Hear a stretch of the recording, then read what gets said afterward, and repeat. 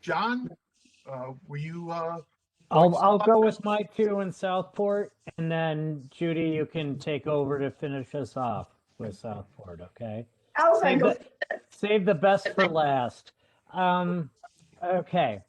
All right. The first appeal I would like to talk about is number 601. I'd like to make a motion that we grant the requested value of $3,400,000 for the property located at 241 Harbor Road. The owners are John and Ellen Lynch, and the appellant who appeared on their behalf was Chris Russo. This is Veronique. I'll second that motion. Okay. Thank you. Okay. This actually was tabled. We started discussing it and then tabled this because if you'll note on page 2 of the file, which is the vision card, that there was a 2018 grand appeal in Superior Court. I asked Ross, or somebody asked Ross, maybe it was Kathleen asked Ross, what do we do in that? And Ross advised that this is a separate, this is irrelevant to the 2020 appeal that we have in front of us today. So I'm gonna pick it up here. So we need to deliberate about it for the 2020 part.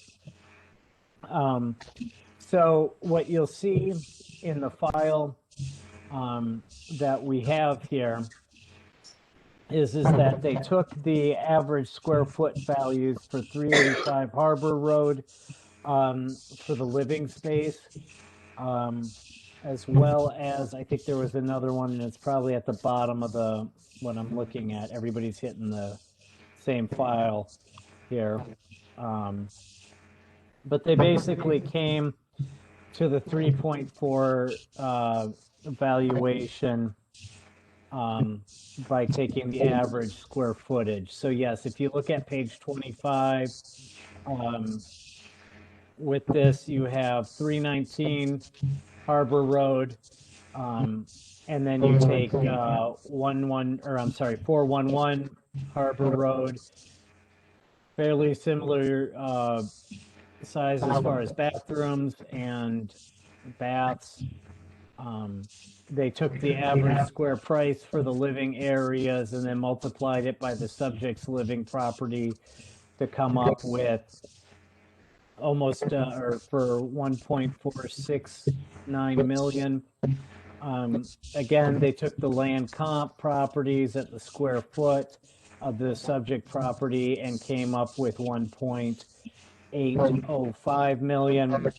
They brought the revised appraisal total was 3,275,000 with that, but felt that 3.4 million was about right.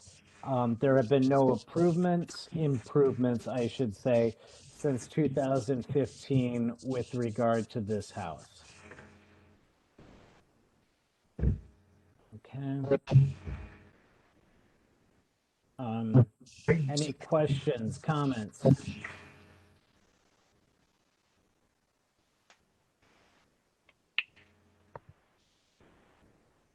Ross? This is Ross. This isn't particular to this appeal, but I did put together a comparison. This is more to the land curve, but it kind of shows what happens when you use an average number. So if you'd like, I can show you the spreadsheet. That would be good. Go ahead.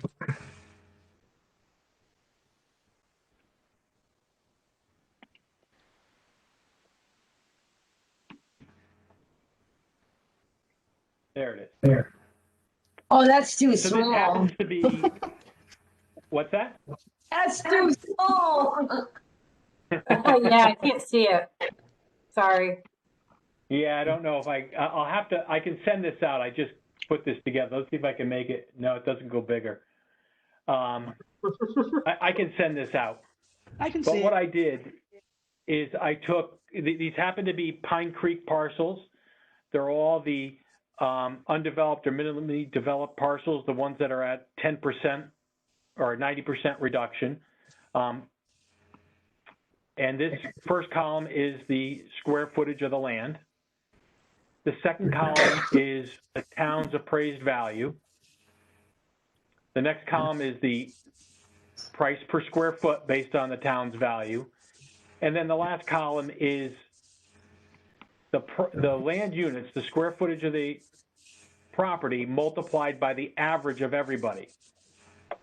So what you'll see is that the town's values range from a low of 25,000 to a high of 83,000. If you use the average, the values range from 11,000 to 234,000. So it gets very skewed when you do strictly an average. And of course, if you pick just properties on either side of, if you pick just low value properties, you end up with a much higher average. And if you, you pick smaller properties, you end up with a higher per square foot average. And conversely, if you pick the larger properties, you end up with a smaller. But I will email this to everybody. In fact, I can do it right now. Thank you. And Ross, actually, to that point, I'm looking at the comps in the spreadsheet again on page 25. The living area for 241 Harbor Road is a lot more than at 319 Harbor and 411 Harbor. And same, and conversely, the land is less per square foot compared to the other two properties they have there. I'm sorry, and then also at the bottom there is 385 Harbor Road, which again, the living area actually is a lot larger and the land is almost twice the size there. So with the average prices, factored in. I'm just looking at another spreadsheet here that I want to take a look at. I'm trying to see if any of these were sold in the last 12 months or 16 months or so. Here. Judy, I think one of the ones that we had is going to be one of the ones you're talking about or did talk about already. Hold on. Which one? Is it 385 Harbor? That you had on your list? I got 385 Harbor, right? And you also do you have 319 as well? I think so. Just one second. Yeah, I have both of them. All right, you're the winner tonight. Yeah, but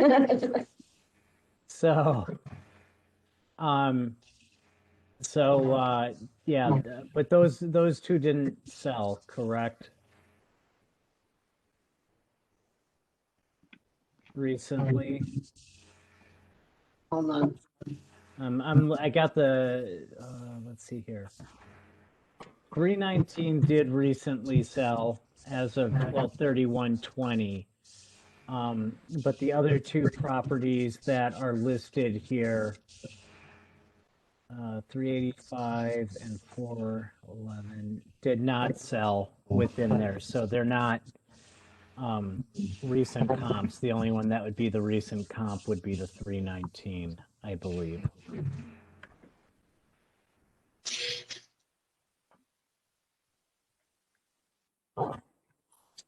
Kathleen, they paid 5.1 million, right, in 2013. That's Maybe what it it's not looks that like on there, Okay, on the card, right? Kathleen, that's where you're seeing that's what that? I'm seeing on the card, 5.1 million in 2013. Yeah, now I don't know. Yes, that's what I see. Qualified sale. Excuse me, Sorry, the 2013. Yeah, 2013. And it traded names in 15. Okay. the graph that list of properties that Ross gave us, those values are the town's values, right? They have nothing to do with fair market value. Is that right?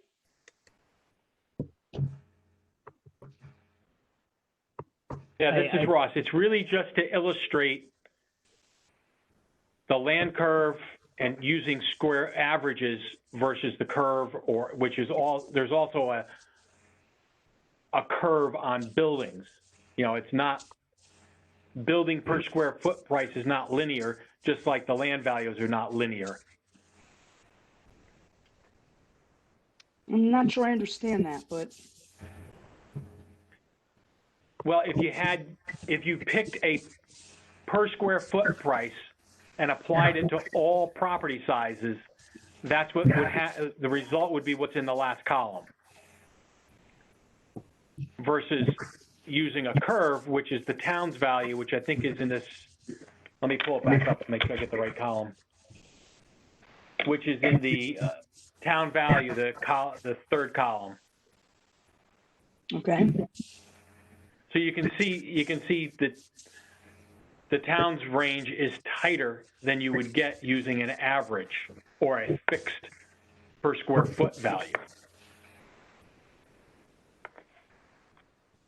Okay.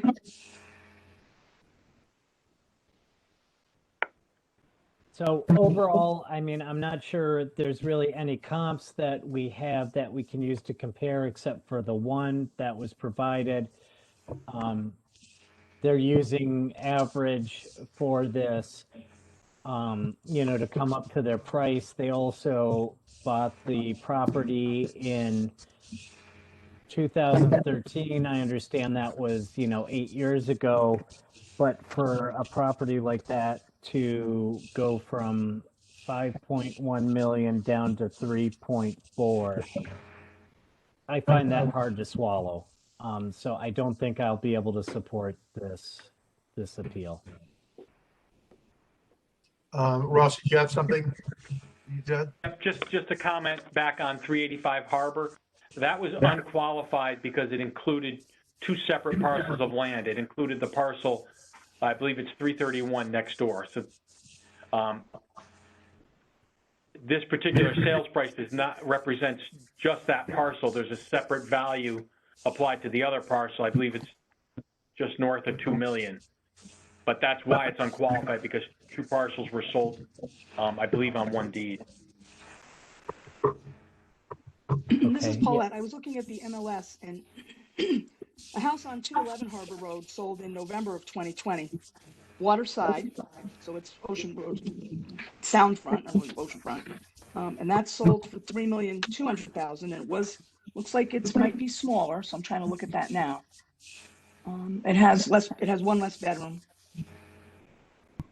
2 less bathrooms, but the difference in price between 4,218,200 and what this house sold for, if you look at, they're asking for $3,400,000. So this one Correct. sold for $3,200,000, and it's not that much different than theirs, and this one's all redone. So I believe that based on this, $4,218,200 is too much. And I don't know if $3,400,000 is too little. It's a $200,000 difference in price. So I'm looking to see what the differences are between the two houses. Is it more than a $200,000 difference? There is more land on the subject too, so that could be a portion of it. But I'm sure it's a portion of the difference. But I think that it's not $4,218,000 worth of difference. Yes, this is That's Kathleen. $1 million something dollars. Yeah. Plus, he made his argument using a square footage calculation on a very large property, and so I'm not comfortable with that method. If he had used the other sale and said, okay, this is nicer than mine, this is not as nice, this is how I'm adjusting it, you know, this has a pool, it doesn't, it's close in price, you know, this and that, but he used the square footage calcs, which is, you know, just not, especially for that. I mean, I don't think it's a good method anyway, but certainly on these super big homes, I'm not comfortable, you know, seeing that that's accurate. Or that, you know, if he presented another method, but I'm ready to vote. Any Are they still ready to vote? further? Whatever. Any I know we're at further? our 7 minutes. Any There's no further? point in me talking because nobody's going to change their mind. So let's just vote and get it over with. Okay, thank you, Paulette. Catherine, did you have something? No, I'm ready to vote. That was what Okay. I said. I vote All to. right. Okay, so, all right, so, I gotta go back to my. All right, so for the motion for appeal number 601 to grant the appeal. All those in favor of granting the appeal for number 601 for $3,400,000, please raise your hand.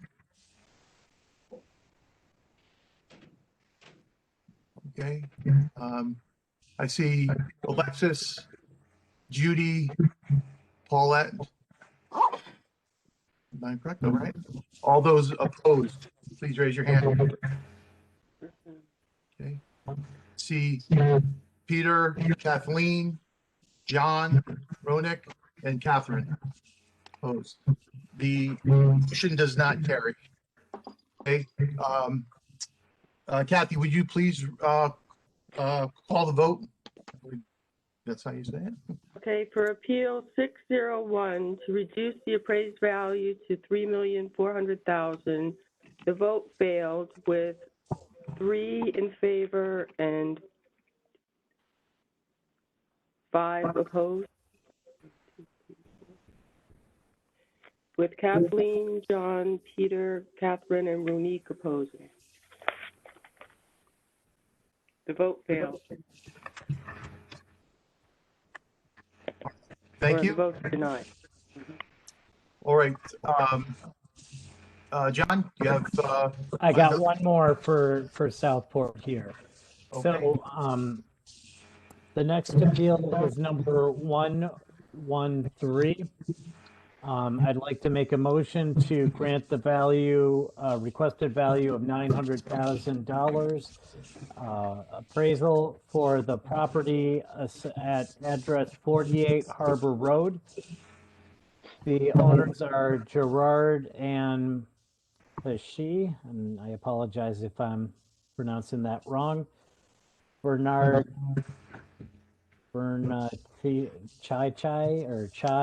Chia. Looks like Bernaccia to me. Bernaccia, thank you. Again, I'm not the English major. This was also appealed on behalf of the owners by Mario Capola. So I have a second. Got second. All right, thank you, Ronique. So if you look in the file, there's really not much there that you have. You basically have a copy of the vision card, or not the vision card, but the copy of what you find on VGSI. And the reason for appeal is the assessor's valuation does not reflect the true and actual value of the property as of the revaluation date. When Attorney Capola came in, he did not wish to add anything to the record for this one or provide any other information. So based on what we have in the file and what was or was not provided, I don't think I can support this one here.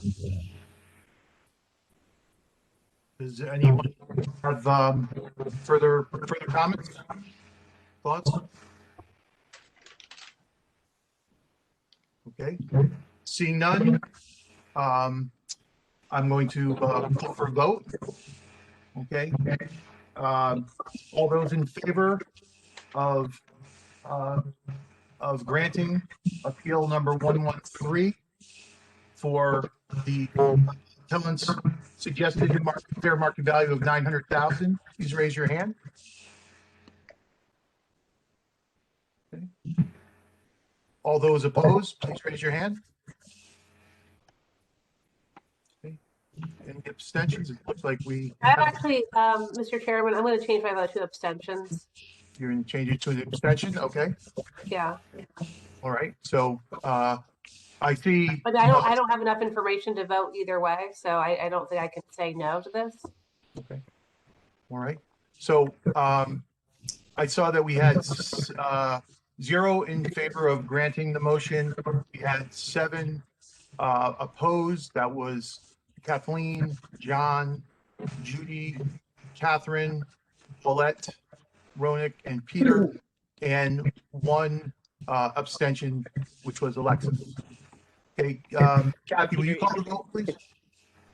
And Peter, it's pronounced Ronique, just for future reference. Sorry, I'm sorry. Oh, No worries. I figure my name's gonna be said a lot. He's got a good sense of humor.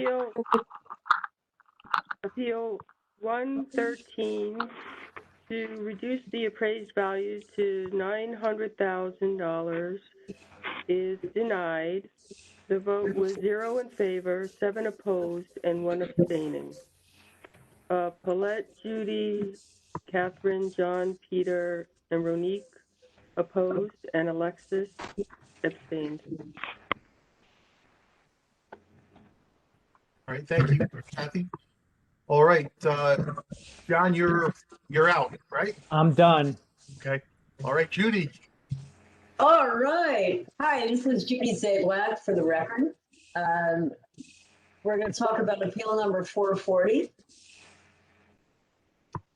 And I'd like to make a motion to approve the appellant's request of $2,280,000. The town's value was $2,655,600.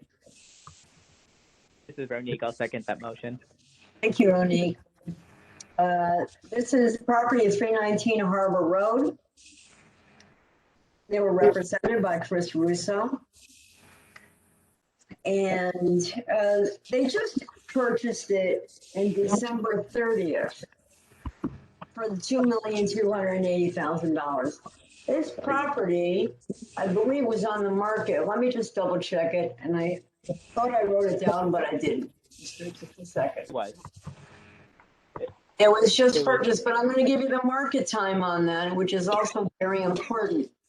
The market time was 861 days. Okay? 861 days. So if anybody can't add 365, which is a year, plus another year, that would be 730.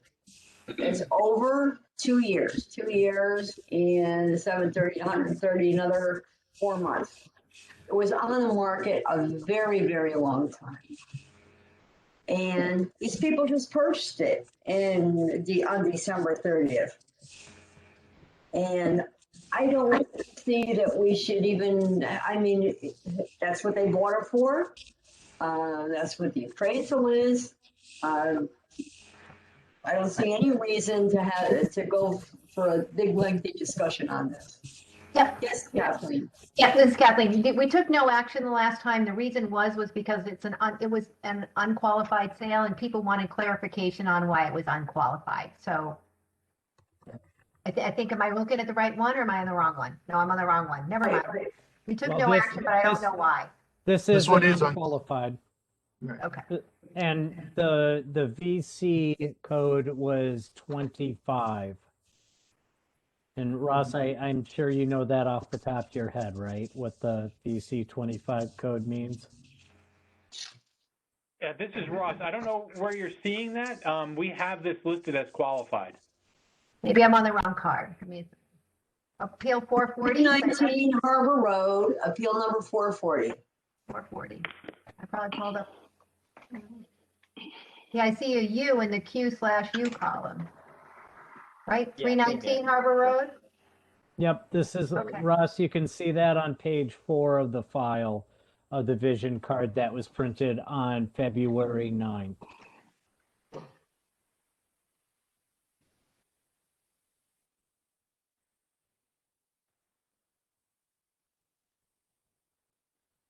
There's 6 cards, right? Or something? It must be. It's been updated to qualified, so Okay. it's possibly because I have a part-timer that's been entering all of my sales, and she's doing that ahead of them being reviewed. So she may have put it in as unqualified, and then once it got reviewed, it was switched. Thank you. Okay. And it looks like I don't see any notes here, but it looks like there might have been an informal or something Because I see on the previous assessment, oh, well, actually hold on. It looks like the numbers went down in the previous assessment history, but I don't see notes yet that say that there was Yeah, like in an the visit- informal. This is Ross. There was an informal in Oh, the there visit was. history. Yep, I do see it now on this one. There's a lot of different cards involved here. But yeah, so it looks like it did drop about 30,000 or no, 300,000 already for the assessment, which would be, I don't have the calculator, but how much that Well, would be. they purchased it for 2,280,000 and the contract is there, it's evident there, so why are we waivering this? 2,280,000. I'm sorry if I'm jump on this, but the guy just bought it. It was This on is the Paulette, I market agree. for 2.5 years almost, you know? Yeah, this is Kathleen. I think that the same owner owned 331 and the one next to it. They own all four of them, all three of those properties in a row, right? We were just trying to figure out, because that's the vacant lot between this property and the other one. We're just trying to figure out, does it sell with that house or without it? Because they own all, I believe it's the same owner on all three, on 385, 331. Whether it's the same owner on adjacent parcels should make no difference when it comes to this. So when it comes to the value of this property, it should make no difference at all. If this one sells together, right? But this didn't sell with the other one. I just want to make sure that. Correct. No, this was on the MLS. No, this was on the MLS. It was on the market for 861 days before it sold. What price was it at? Do you know where it was listed? This is It Paulette. was listed at 2,998,000 at the last point before they bought it at 2,280,000. Okay. This is Paulette. Why are we discussing what it was listed for and who owns it? It's a contract in the record for 2 million, whatever it was, 2,208,000, whatever. And why are we looking for ways to deny it when it's right in our face that it's a fair market value? This I is don't get it. Kathleen. Yeah, I can answer that question sort of because I wanted to know what it was listed at, because if it was at 3.9 million and they bought it for 2.2 because they, the neighbor just decided it had been on the market long enough and they gave him a $2 million drop. I wanted to know that, but now it was on the market for 2.9. I just wanted to know what price it was on the market. I know it was on for a long time, but so it was on for 2.9 and they got it for 2.2. So they got a $700,000, right, reduction when they bought it, and they are the neighbor. So I just wanted to make sure it was a qualified sale and that it wasn't like a $2 million drop because they just decided to have a private deal and get it done. So that was my reason. And we were asking about the mailing address on all three of those cards, right? Because it's all the same address in Florida. So that's all. Make sure it's arm's length. It sounds like it is.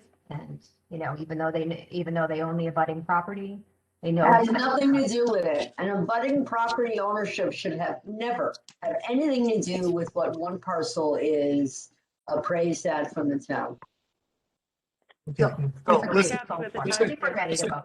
we need to be respectful. People, this is our job. We are supposed to be asking questions. I don't think it's a stretch to take another couple minutes to ask questions. So please be respectful of the other board members. And okay, thank you. This is All right. Paulette. I agree we need to be respectful, but we're also trying to be respectful to the people that took the time to make their appeals. And looking for something when there's a contract, valid contract of sale, it doesn't seem to make sense to me, but everybody has the right to their opinion. Okay, but Paulette, and you've expressed that opinion, and we're going to move on. Thank you. All right. Thank you, and I'll continue to express. Anyone else with any comments or questions moving forward here? So moving forward. No? All right, seeing none. All right. So for appeal, we're 440.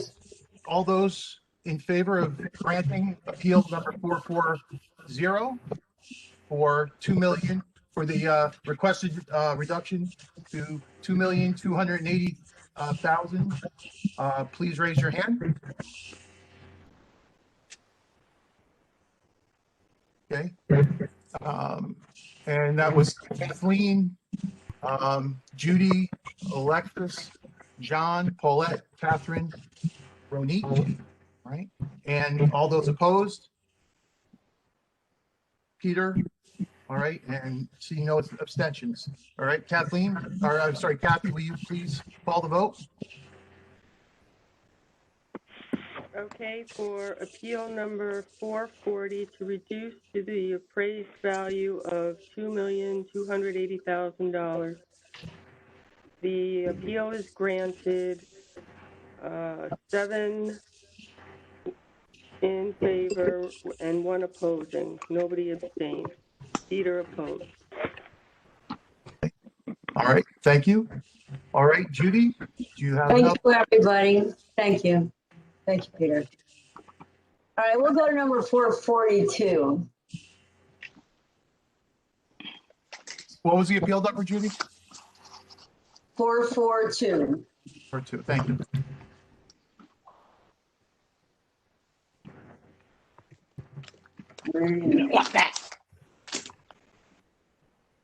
Now, here we go.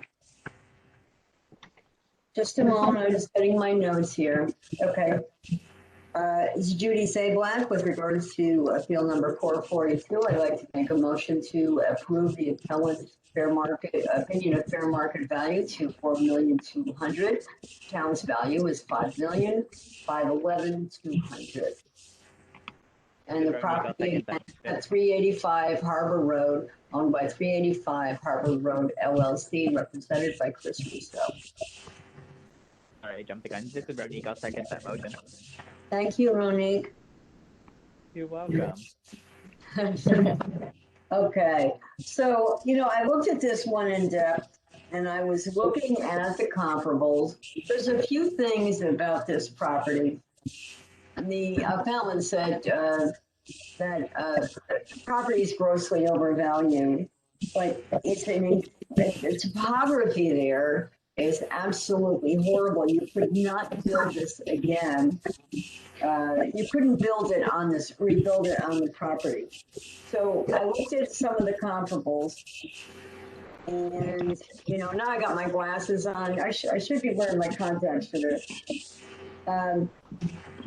I looked at Westway, and we have a few on Westway, so I want to talk to you about those, right? So there's 189.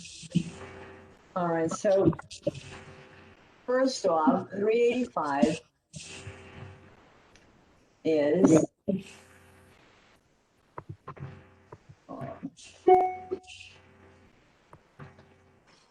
why don't you just go to, pardon me, go to the appraisal and take a look at what we have there, okay? So if you go on page, I think it's 11, look at 89 Westway. Now, the subject property is an antique colonial. It was built in 1854.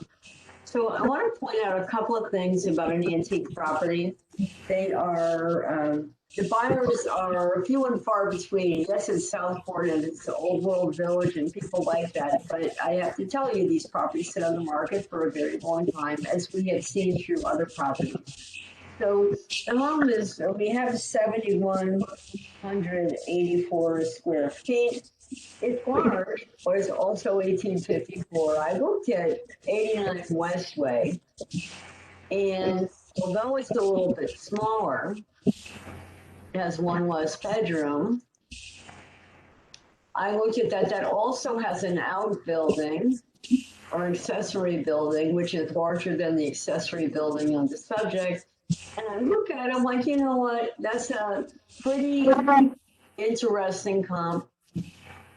And I placed a lot of weight on that just for the year, even though the square footage is a little off. But I looked at that and I thought that was pretty interesting. And we have to make adjustments here. And one of the biggest reasons we have to make adjustments is that topography. Ross, what do you have for a code on the land? What do you have on that? Can you tell us? Sure. And can you compare that also to 89 Westway? What kind of code you have on that land? Just out of curiosity. I'm sorry, we doing 385 Harbor Road? Yeah, Okay. yeah, number 442. Yeah, I just didn't see a appraisal. Maybe I'm looking at the wrong thing. Oh, I see it. Yep, had the wrong one up. What do you want to know on Westway? I want to know what, what you did with the land, with a percentage of, what kind of discount you gave to the land because of the topography, or did you give any? Yeah, there's no reduction. It's actually increased by 20%. Oh my gosh. Oh my gosh, no, the topography is awful. If you look at that parcel, the parcel is split by the street. So there's actually a parcel on one side of Westway and then a separate on the opposite side. I want to know what you have on Harbor, which has got the topography issue. I want to know both actually, so I'm glad that you gave. Let me switch back to. Excuse me, Ross, can you show the GIS for this one? Just show where the properties are? I can. Let me I just think get this the is- Harbor Road and then This is I'll. waterfront, right? This is on the harbor. Is that why it slopes down? Is that why the topography is not good? Because it's on the water? Yep, I'll show you. There's no adjustments or anything on Harbor. It's just straight up. That was a very big argument for them, is that the topography was just dreadful. This is 385. That's on the screen now. Right? And let me see if I can do that. No, that didn't work. Well, this is Kathleen. That's the other lot to the right there, right? That's the lot we talked about that lot last week or whatever. Right, this is 331, and this is the other one we just did right here. So these two lots have always sold as one. Let me switch back to 89, hopefully.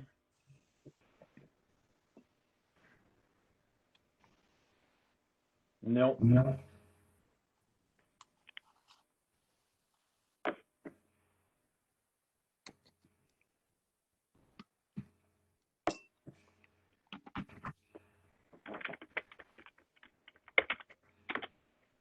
'89 is a much better law.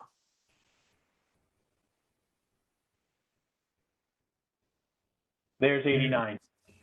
Right. Okay.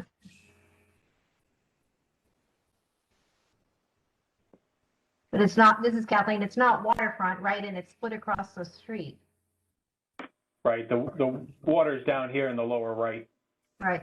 This is Kathleen. Does he have, he's got a map of the subject properties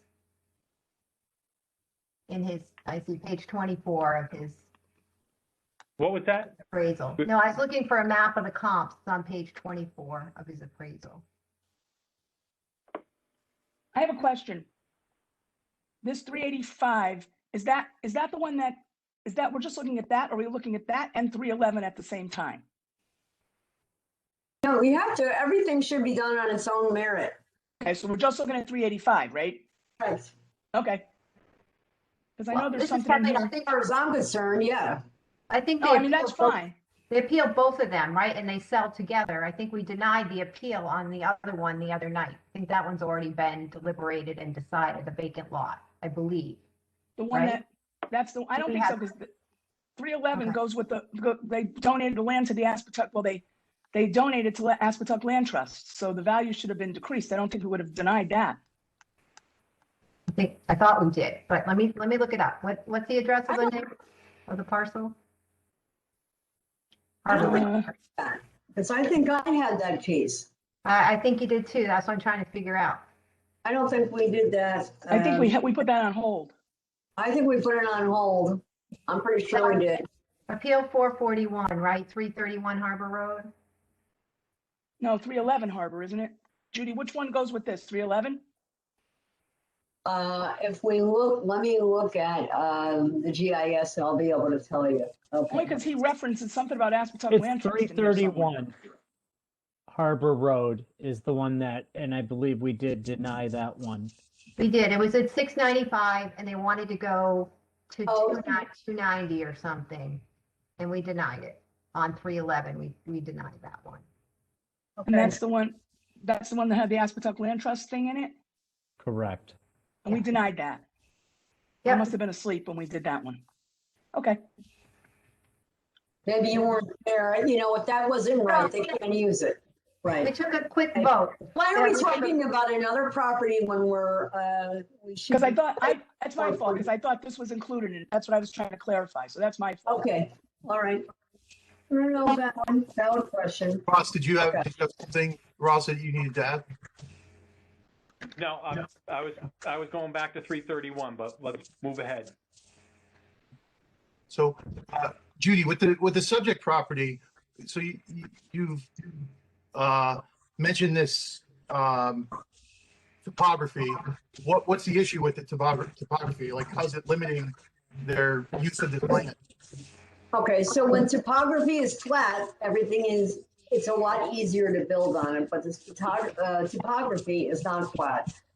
And it's so steep that it makes building incredibly difficult. So that's what we're talking about, topography. Ross, is there any way that you could show a topo map to everybody? This is Ross. I'm going to bring up the GIS.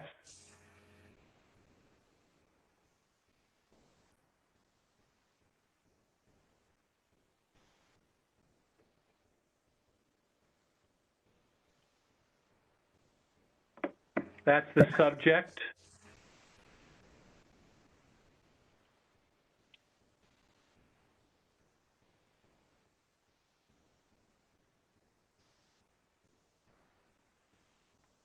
Let me see if I have topo on this. Yeah, because it's hard to see if you don't have the topo, it's difficult. There Okay. it is. Okay. Those are the contour lines. Okay, so you could see how that graduates downward. Does How everybody much though? Yeah, this is Kathleen. I think that's the boathouse, right? I know that's the Aspetuck lot that we were just talking about, but that's his boathouse because the two properties sell together. So that's the other one. This is Ross. This building here goes with this property. The subject does not have a boathouse on either property. They have a dock, but not a Got it. boathouse. Okay.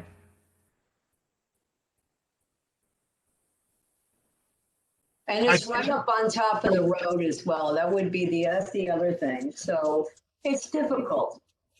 Yeah. That's a difficult property. Right. So, I mean, I guess my question, I mean, I'm not being flip here. It's just, would someone be actually building in front of, where they would obstruct their view of the water? I'm trying to understand that. It's the house is going to be as it is and is going to remain as it is. You can't really do too much with it because of the topography. You can't really change things. So the 4-2, I certainly don't see this as a 5-5 property. The 4-2, we look at the appraisal, and it's by a licensed appraiser. Baldwin Pearson is one of the most highly regarded. Actually, every single appraiser that I have seen, all the appraisals that I've seen come up here, they're all really highly regarded. Paulette and I work with appraisers all the time. We know the ones that may not be so good, but they all are licensed. But these guys are top shelf. They're all top shelf. Baldwin Pearson is top shelf. Why don't you Google them? I think they've been around for like 80 years or something. So I trust the appraisal. I absolutely, these are professionals. The bank relies on them to loan out hundreds of thousands of dollars, and in this case, could be millions of dollars. So when the guy comes out and he says, okay, this is what the value is, I don't see any reason to dispute it. I don't. I'm looking at an appraisal. This is Paulette. I think I agree with Judy, and I think one of the things I struggle with, and I get impatient about sometimes, is that they come in with this appraisal, and like Judy said, it's real. We can see it right in front of us. We can see the comps. We can look them up. We can talk about them. All the numbers are there. There's no reason to dispute this. But and we wonder, it's a big drop. But then how did the town get the 5511? Like, we don't know how they did it. It's some kind of an algorithm, I guess.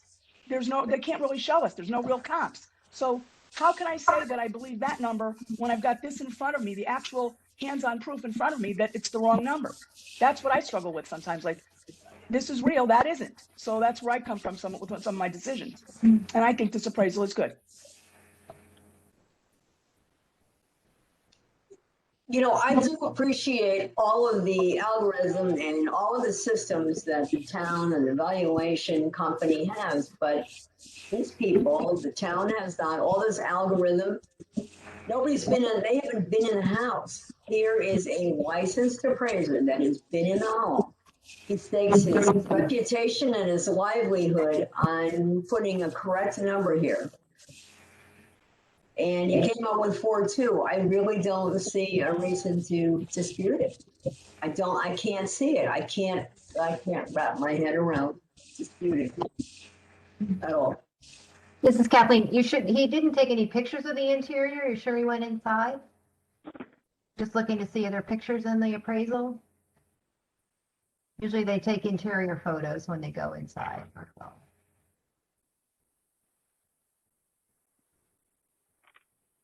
Sometimes they do. He may just not have included it for whatever reason, but it may not be in this, but we do. He was in here. Does it say that he was not inside the property? Did you look at the appraisal? Because it'll tell you. I'm looking now. Yeah, I don't know. That's why I asked you, because I hadn't looked that up yet. No, that's a good question. Yeah. They do have to state whether they're in. But I mean when I say it, you know, you can Google that company. I think they were around before, just after Alexander Graham Bell invented the telephone. That's how long the company's been. Wow. Kidding. I mean, it's a long time. It's a very long time.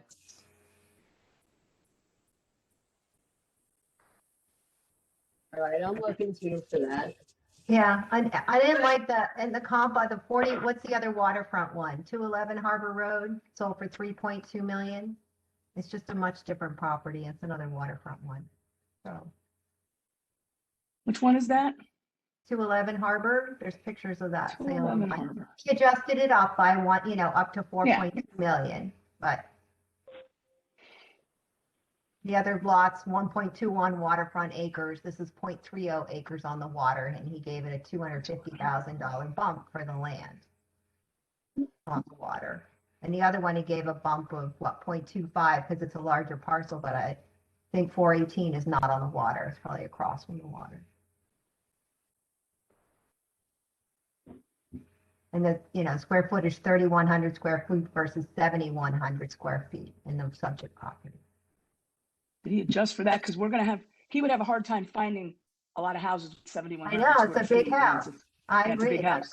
418 Harbor's a big one, and he gave some adjustment. Maybe he gave a $600,000 adjustment for that. In the appraisal itself, the appraisal itself, I just want to mention that if you look on what page, it's on the first page of the appraisal. He actually talks about the topography. It declines to the water, irregular, drops off in rear. So just an FYI. And I really think, based on the appraisal and whatever comps he had available to him, I think the 4.2 is right there. Everybody want to go to a vote? Yes, please. Any further discussion? Okay, let me This called up here. All right. All right. All those in favor of granting appeal number 442 for the reduction of the reduction to $4,200,000. Please raise your hand. See Judy, Catherine, Alexis, Paulette, and Ronique. Okay. All those opposed, please raise your hand. See Peter, Kathleen, and John. The motion carries. All right. Kathy, would you call the vote, please? For appeal 442, to reduce the price, the appraised price to $4,200,000. The vote carried with a vote of 5 in favor and 3 opposed. Kathleen, John, and Peter opposed. Thank you, Kathy. Mr. Chairman, Yes, Alexis. Alexis Harrison speaking. I do have to step down for a business call, as I noted before, so I will be back. Okay. So All right. appreciate, thank you. Thanks. Okay. So Thanks, Alexis. Kathy, would you just note that Alexis has left the meeting, please? Yes. All right. Thank you. All right. All right, Judy, ready? are you, all right. I got 2 more, okay? So 439, I think we're coming back to this one. I remember. We are. Does everybody remember this one? We talked about it before. Let's see. Yeah, this is Kathleen. I think we had a question for the assessor on this one, right, Paulette? We had a question on whether the land was subdividable or not. I think that was the question. Oh, I remember this one, yeah. Yeah. This is Kathy. Please repeat the appeal number. Oh, I need to do the whole thing for a motion. Why don't I just do that, right? Thank you, Okay. thank you. Appeal number 439. This is property located at 750 Harbor Road. The town's opinion of the town's value is $6,636,900. The appellant's opinion of fair market value is $4,100,000. I'm making a motion to approve the appellant's request of $4,100,000. Second. This is Ronique. I'll second that motion. Thanks.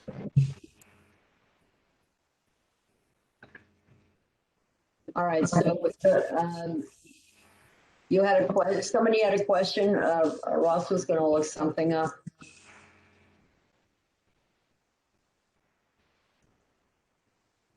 This is Ross. If you look at the very last page of the packet, you'll see the parcel.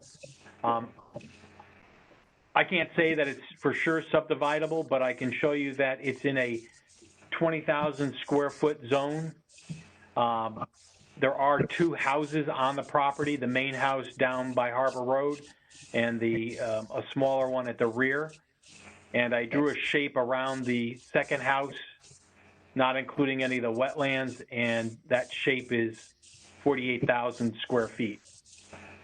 That's the blue area on the map.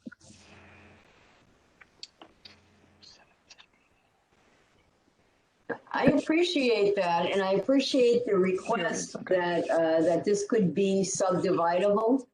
But if we look at this property and value as it, well, it could be subdividable, then we have to look at every other piece of property in the town of Fairfield that could be subdividable and treat them exactly the same. You can't, I can't believe that it is fair to just look at a property and say, oh, well, that could be subdividable, so let's keep our value.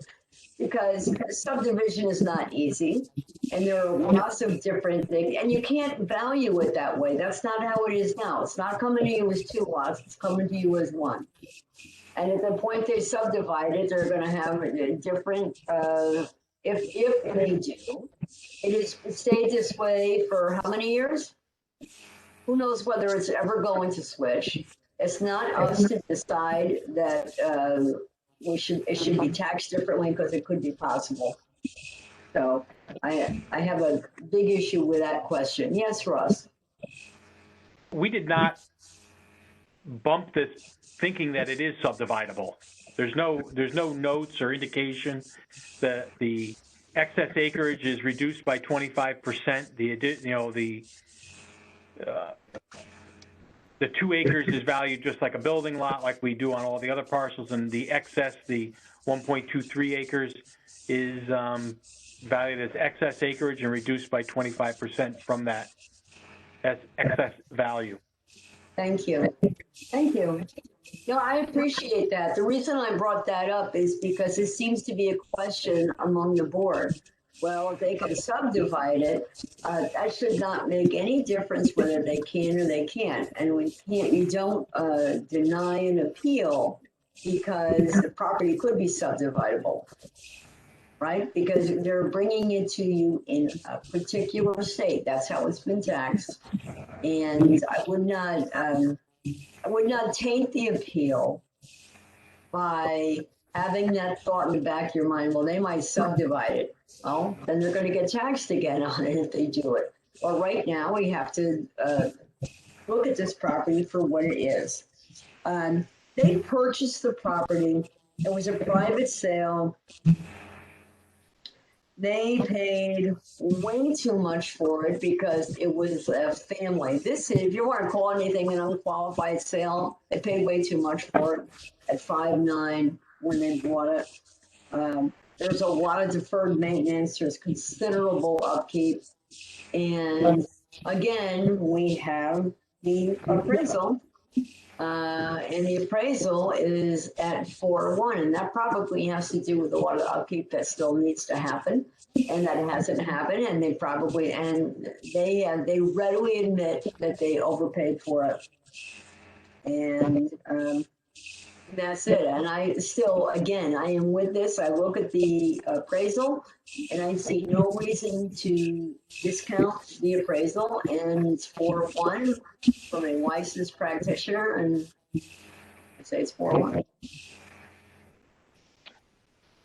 Judy, this is Paulette. It also says in the appraisal that there appears to be a discrepancy between the GIS map and the FEMA flood map. If necessary, the client should engage a service of a surveyor to provide an elevation certificate. So we're not positive that there aren't some flood issues there that could prevent somebody from subdividing a building. Thank you They very need a much. flood elevation certificate for that, yeah. Thank you. Yep.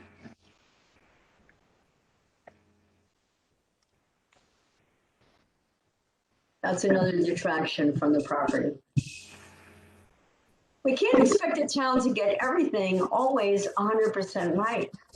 Okay? How many houses do we have in, Ross, how many houses in the town of Fairfield? Ross?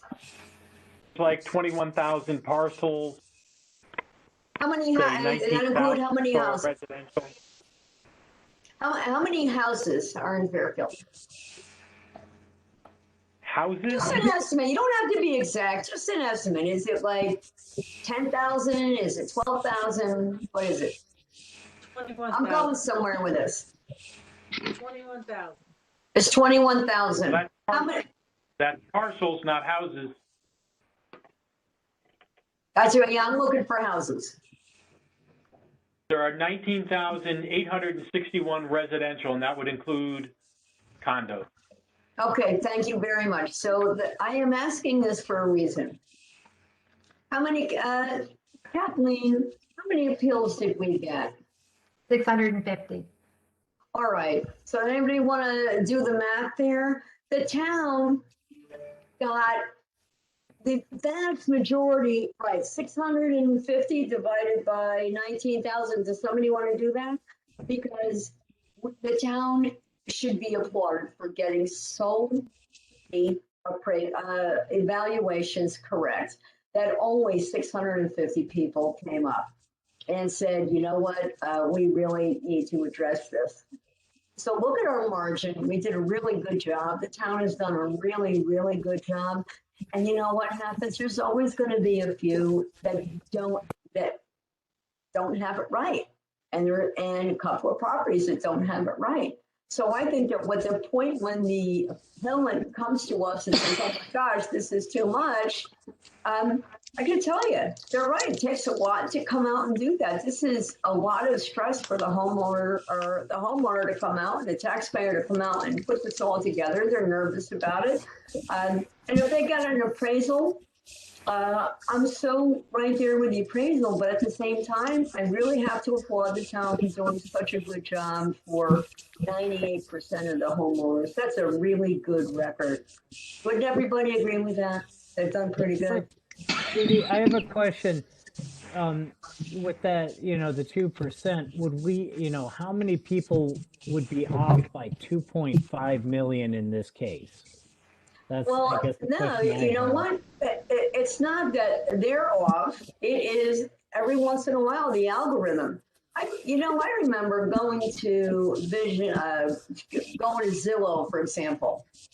Right? Zillow has all these complex algorithms that everybody has heard about, and my house is worth $1 million. Well, it's not worth $1 million. Even the owner of Zillow had his property appraised on Zillow for a lot more than it was actually worth. Right? So, and the town is much better than Zillow, but we still have some issues, and that's why we have the people who come out. So when we have an appraisal, and I absolutely respect the appraisal. I respect the professionalism that comes along with it. And I really can't see any reason not to grant this. I understand you're looking at the tax roll. Oh my gosh, 6,636,000, and now this is like 2.5 less. Yeah, but you know what? It was incorrect to begin with. But how, I guess, and it's not our job to analyze the model, but that's. Yeah, we've done a really good job, but then don't analyze the appraisal. No. This is Kathleen. These asking out for almost a 40% reduction. I'm not comfortable that I know enough to give the guy 40% off, $2.5 million when he paid $5.9 million in 2017. He overpaid for it. But by $2 million, that's a lot. So this is Paulette. Question. Yeah, it was a family purchase, and that was an unqualified purchase. sale. Let's talk about that. Feedback, is that me? Go ahead, Paulette. Oh, sorry, it's Paulette.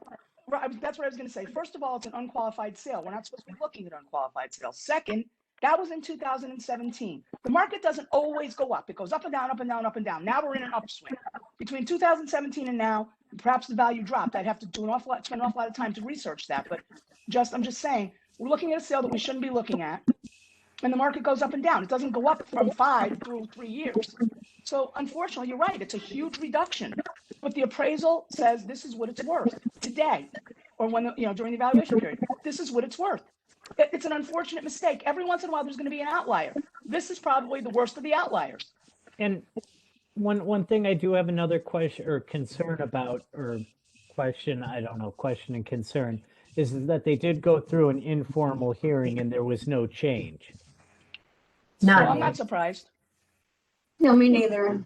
They're not in business to give you a discount. They work for the town. They're not in business to give you what you think you want. They're in business to try to keep the values up. But at the same time, they're also supposed to be reputable, right? Well, Just like they the are appraiser. reputable. Right, They're well, reputable, but they're not Stay in the just like their own house. work. well, similarly, as you guys are, are saying that, the appraisers, these are people who are professionals who sign off on it just like any appraiser would. So, there is a model that's created. It actually goes to the state. Am I right, Ross? It has to be presented to the state. I don't think we can just say because they work for the town. They're hired by the town council, but it doesn't mean that they can be dishonest in their dealings. Yes, Ross. Yeah, just to point out, Mike Fazio and Chris Karen are both certified general real estate appraisers. The same qualification as every other appraisal you see, and their resumes are just as impressive as any of these other guys. They're also certified by the state as revaluation supervisors, and their company is certified to do revaluation. So they have comparable, equal credentials. The only difference, and I do respect their credentials, But were they in the house? No. We're not. That's the difference. That's the very big difference. This is Kathleen, but they did have an informal hearing, which means their property was individually reviewed by the reval company. It wasn't a mass appraisal number. I mean, it started as a mass appraisal, but then they had an informal hearing and they reviewed whatever paperwork they submitted. And that some people they gave a reduction to and some they didn't. This one they didn't reduce. So I don't know. I'm ready to vote. I know Catherine has something to say. Catherine, go ahead, Catherine. I gotta tell you, I'm torn because it's so big numbers, but. The informal hearing, my understanding was that it was to correct any data, any granular data. Was it appraiser to appraiser, or was it a data collector who was saying the square footage is off or this? So at what level was the informal hearing, and at what level did the appraiser for the town, do an appraisal on this property? Because the model's great. I mean, we're not saying the model's not working. These are unique properties, and waterfront. There's not a market for these properties when they're almost 200 years old. And, I think you would have a very cookie cutter condo selling at a faster clip as long as it had those water views. And, people with money would throw money at the view, but they can't throw money at a beautiful 18 historic 200-year-old home. So I would like to understand when they have the informal hearing, is it to correct pretty granular information, like from a data collector, or did they meet with Mr. Fazio? I'm sorry if I said his name, but like a peer? Yeah, this is Ross. It's both. This is Ross. It's both. I mean, you can't. It's impossible for one person to hear all the informals, and this is not the only town they did a revaluation, and so it's unrealistic to expect that they would have a bank of certified appraisers hearing all the informals. The informals were heard. Mike did some. They had their staff that does their field inspections. They heard the bulk of them, but Mike did review a lot of them. I don't know if he did this one in particular. Okay. But anything that was looked at for a decrease would have been gone through Mike.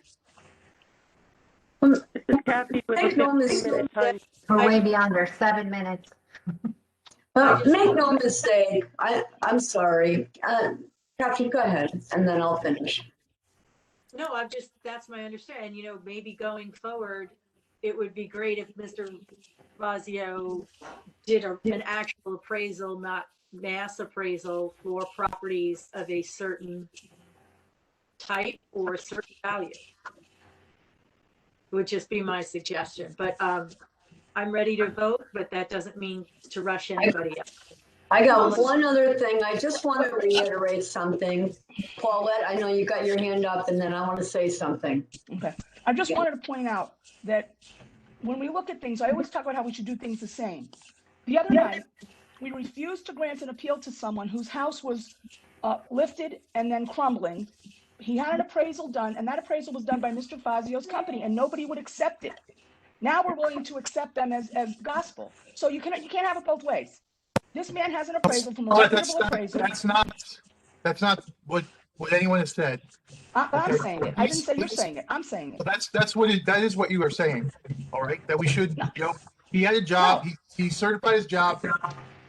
If that's something, if it was wrong, if he did something wrong, then the town can deal with that. But that's not our job to determine what he did. I didn't say he did anything wrong. Well, you're missing the point. You're missing the point. I don't think I am.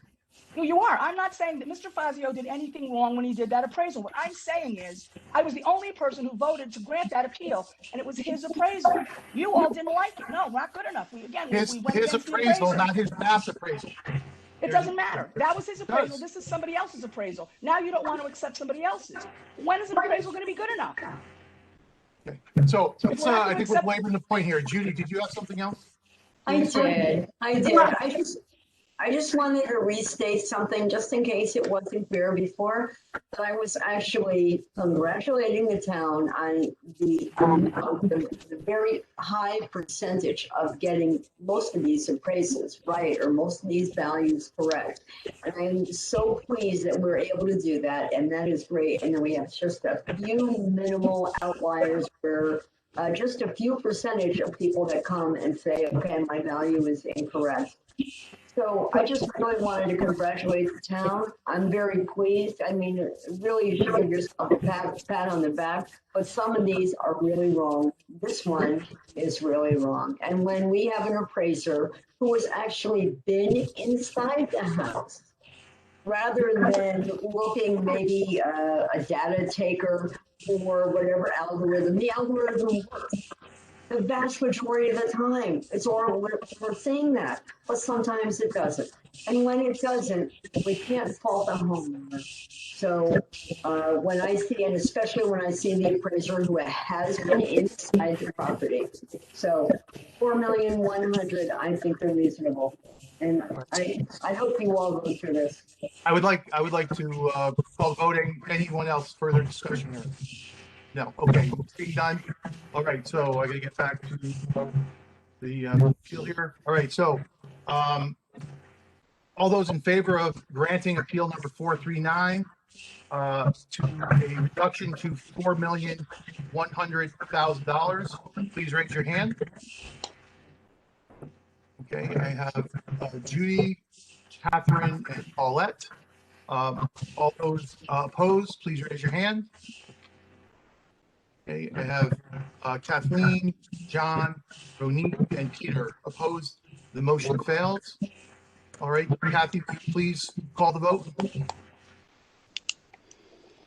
Okay, for appeal 439 to reduce the appraised value to 4,100,000, the motion was denied. The vote failed with 3 in favor and 4 opposing. Kathleen, John, Ronique, and Peter opposed.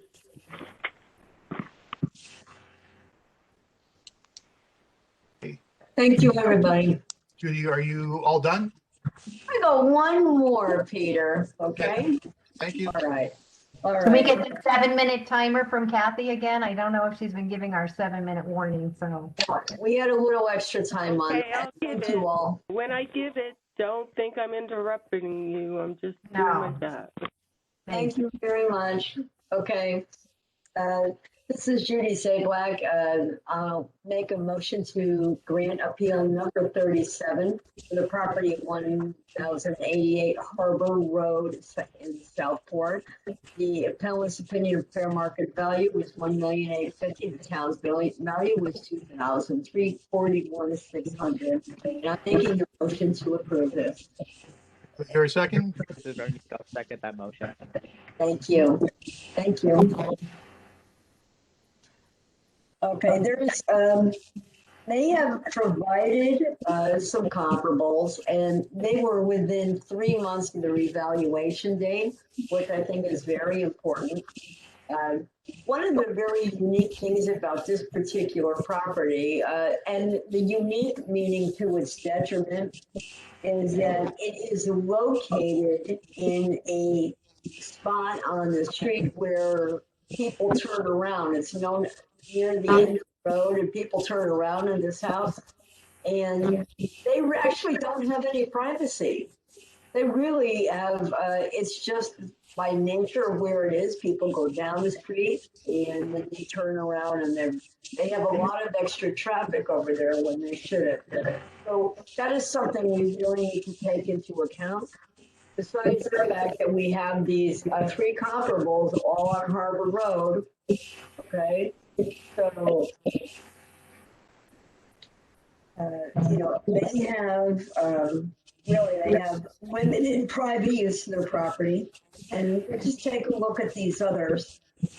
So 260 Harbor Road. It's a little,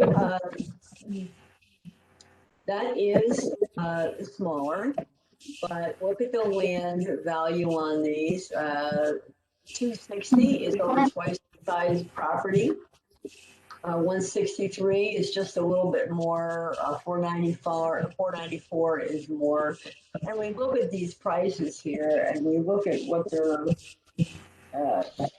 they are requesting, and they're not far off either.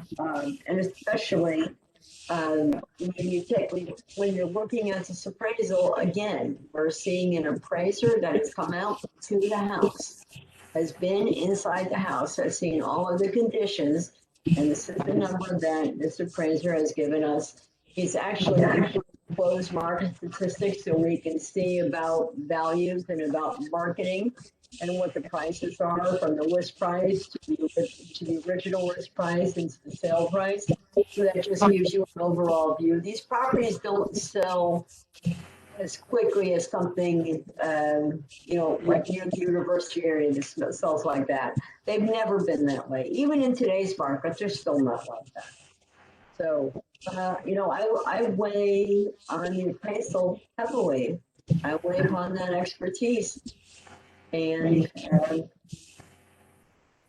So I noticed, this is Peter, I noticed that, and Ross, you can correct me if I am wrong here, but doesn't it say on the field card that this property has actually had someone go for re-inspection just in 10/13/20?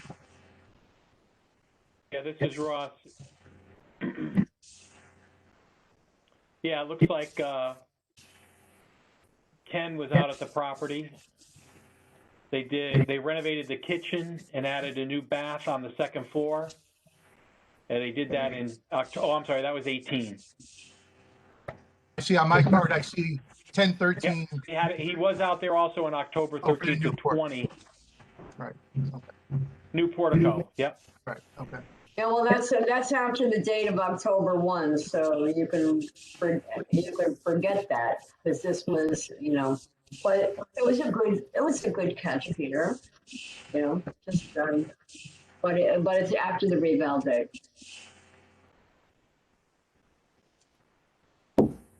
What other questions does anybody have? All the comps are on Harbor. Go ahead, Kathleen. Yeah, this is Kathleen. So they purchased the home. I was just looking at the field card. They bought it in 2018. Is that accurate? They paid it in April of 2018 for 2.1 million. So this is across from the harbor. It's next to, I think it looks like it's next to the same one. I was just looking at the GIS.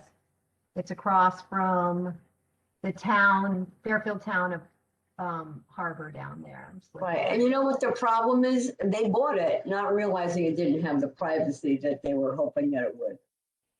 So that's the other thing. That is their biggest deal there. So when you look at that, they really have no privacy because the people are coming, they're pulling into their driveway, coming back and out, and it's very uncomfortable. They don't get to enjoy the full property. And that is detrimental to its value. They didn't know that when they bought it. They didn't know they were on a busy street when they bought the house? It's at the end of the road. They did not expect it. If you lived on a cul-de-sac, would you think people would be coming? Is it on a cul-de-sac? I don't think it's on a cul-de-sac. It's across from the harbor, isn't it? That street is a cul-de-sac if you go all the way down. I thought they were on Two houses from the end. No, it's two houses from the end. Of Harbor Road. So, Right. yeah, Somebody so challenged it or something. right, it's problematic. Yeah, it's across from the harbor where the boats are, where the town landing is. And this is the subject and, Harbor Road. Right. And was this They a have big qualified trees sale? on their house too, I know that. This is John. Was this a qualified sale? Because I thought I saw somewhere that it was unqualified.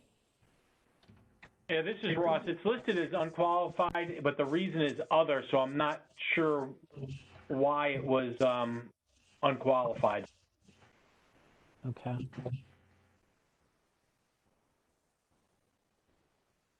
This is Paulette. So if we don't know why it's unqualified, I'm not going to consider it unqualified if I don't know the reason why. And again, the fact that it sold in 2018 has no bearing on today. What they paid for it in 2018 does not matter today. This is Kathleen. The interior pictures are online, so you can see that, you can see the sale from back then. And that was when they bought it. You don't know what's going on with that afterwards. No, I know that a tree fell on their house, right? Because it had to be was- repaired. 10 years ago. That was before they bought it. Oh, the tree falling? I thought the tree was recent. Okay, my bad. No, it goes back to, I don't know, 2007 or something. And look, I'm just looking at the three comps and, you know, the variation to those numbers is small. Like the homes that are selling July, September, October are selling there on Harbor Road for $1.7 million, $1.3 million, $1.7 million. I'm ready, like, there's just that comfort, just more familiarity to me. This is not one of those 1880 homes of $5 million or so. So I'm looking at comps that are selling at that 1.7 million and even a 1.3 million. 1,850 isn't unreasonable when you take those other into account, especially the privacy. Thank you for pointing that out, Catherine. I'm not even, you know, that wasn't, yeah. Thanks, Judy.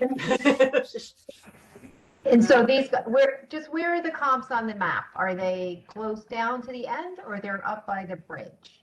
Like They're where's up close. 260 They're up Harbor? close. Happy with a 7-minute time check. Thank you. Thank you. They're up closer to the bridge, right? And Yeah, they're they're across from the They're water. looking, right? Just looking at where 260 is located. On page 21, Kathleen, Is is the where the map. comps are. Yep, the maps.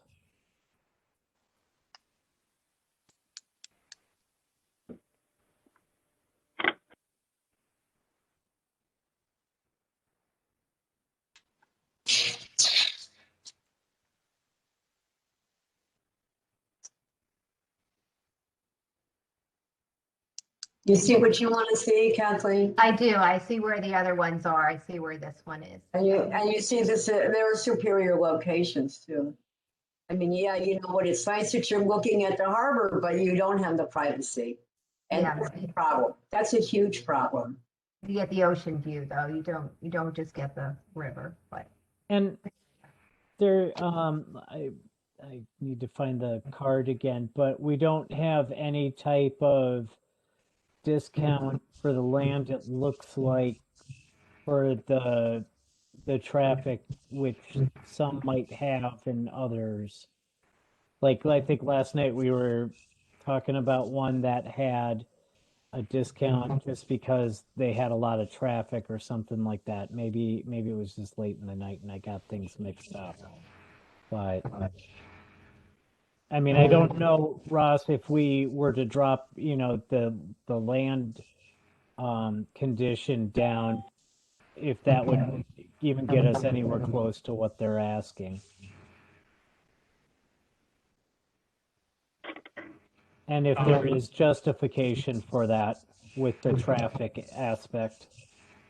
I mean, I have, you know, I mean, I appreciate that maybe people are turning around, but we're talking about a $500,000 drop for, you know, some occasional turnaround in the driveway.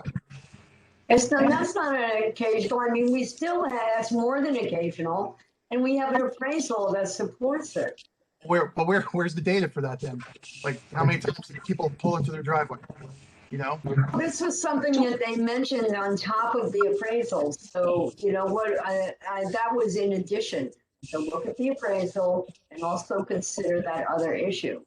So you have a couple of things to look at. So even if you discounted some people pulling in and out of your driveway and for like how many times a day, maybe if you discounted that, you still have to look at the appraisal. Could you put them both together?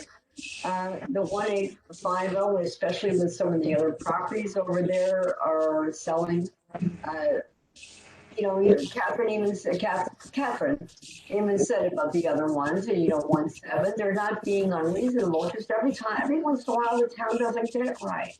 This is one of those properties. This is another one of those properties, and I respect the algorithm, but the appraiser was in the house.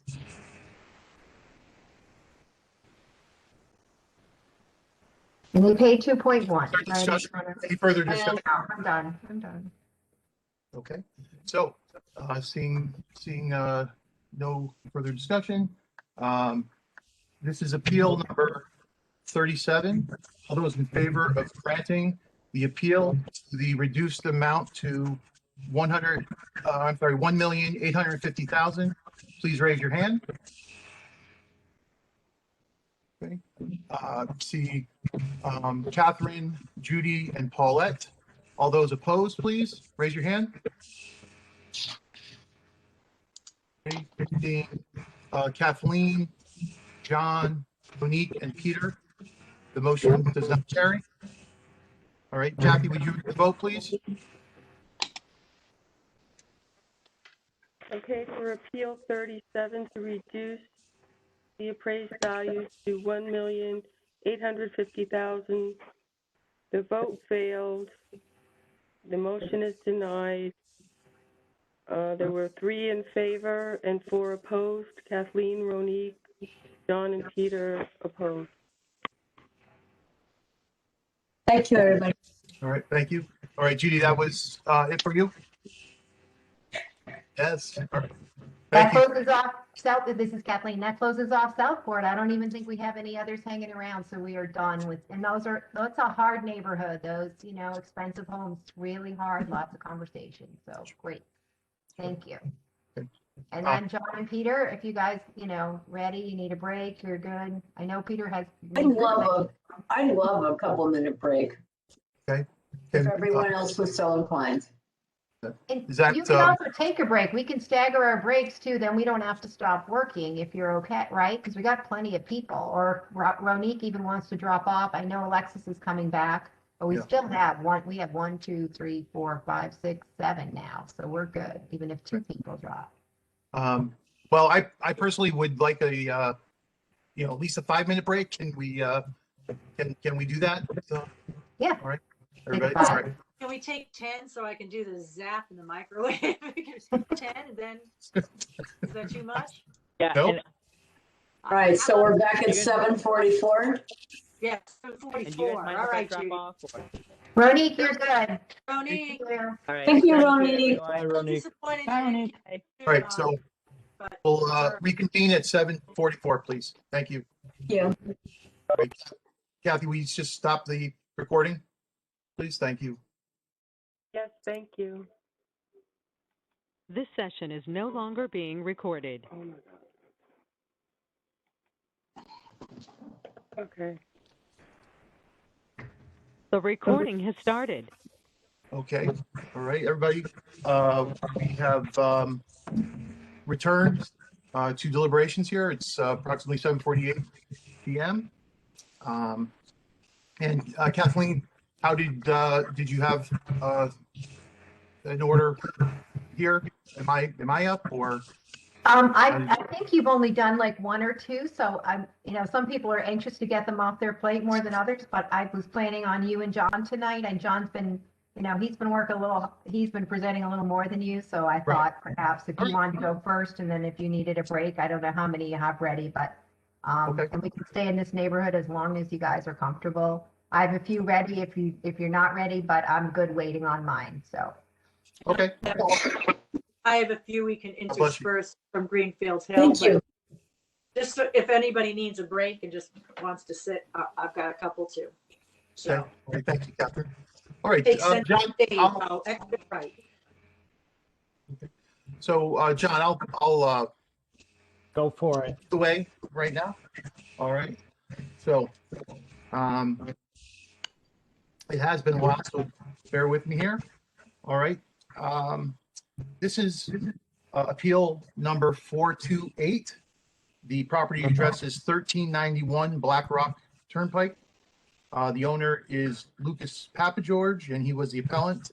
And the town has valued his property at $351,800, and he is requesting a value of $182,245. I make a motion that we approve this requested reduction to 182,245. And is there a second? I'll second it. All right. Either one of us is happy. John, you can be the seconder for a while. That's good. Okay, I'll be the seconder for a while. The seconder. Whatever that is. That's right. All right, so this is a property that Mr. Papageorge, who is the owner of an LLC, and actually on the hearing and on the field card, it notes that this piece of property is being subdivided, and basically the entrance to this property is no longer going to be on Black Rock Turnpike. It's going to go to Borowski Drive, which is perpendicular. Is that right? Perpendicular to it. So Mr. Papageorge claims that he bought this on, a fair and open market for 182,245. That's the reason for that number. That was his purchase price on 4/30/2020. He said it was on the market for 7 months. It's been appraised at $190,000. The subject, he says, has no bath, no kitchen. The heating system does not work. And he said that was prior to ownership. In 2016, it was listed for $250K, but kept going down. It was a foreclosure sale, so I think it's listed as an unqualified sale. So he does admit that this, when it's redone, it will be worth this greater value. And here it'll be moot point. He says the land is where the value is, not the structure. He claims that there's a bad corner on Black Rock Turnpike across from the cemetery. All right. Which I guess will be no longer, the same type of issue, I guess. If it's the entrance is on Borowski. Let's see what else here. He provided some comps. 32 Bronson Road, 197 Fairchild, 197 Fairchild, and Naps, 15 Naps Park Drive. Okay. And it looks like the Bronson Road, I believe, that Bronson Road was also a foreclosure. Okay. It does have a 0.9 condition adjustment.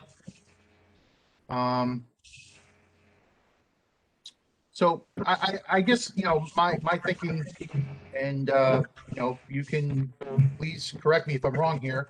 I mean, I just thought the fact that, he really does admit that the land is where the value is. Obviously, the home as it's standing can't be rented out. It's going to be torn down. I would make a motion. I don't think, dropping it to his the purchase price would be the right thing to do. But I do think that maybe taking the improvement off of the home might be a way to go here. So please, anyone have any questions? So this is John. So the intent is to knock it down and rebuild something on the property. And is he looking to rent it out then, or live in it?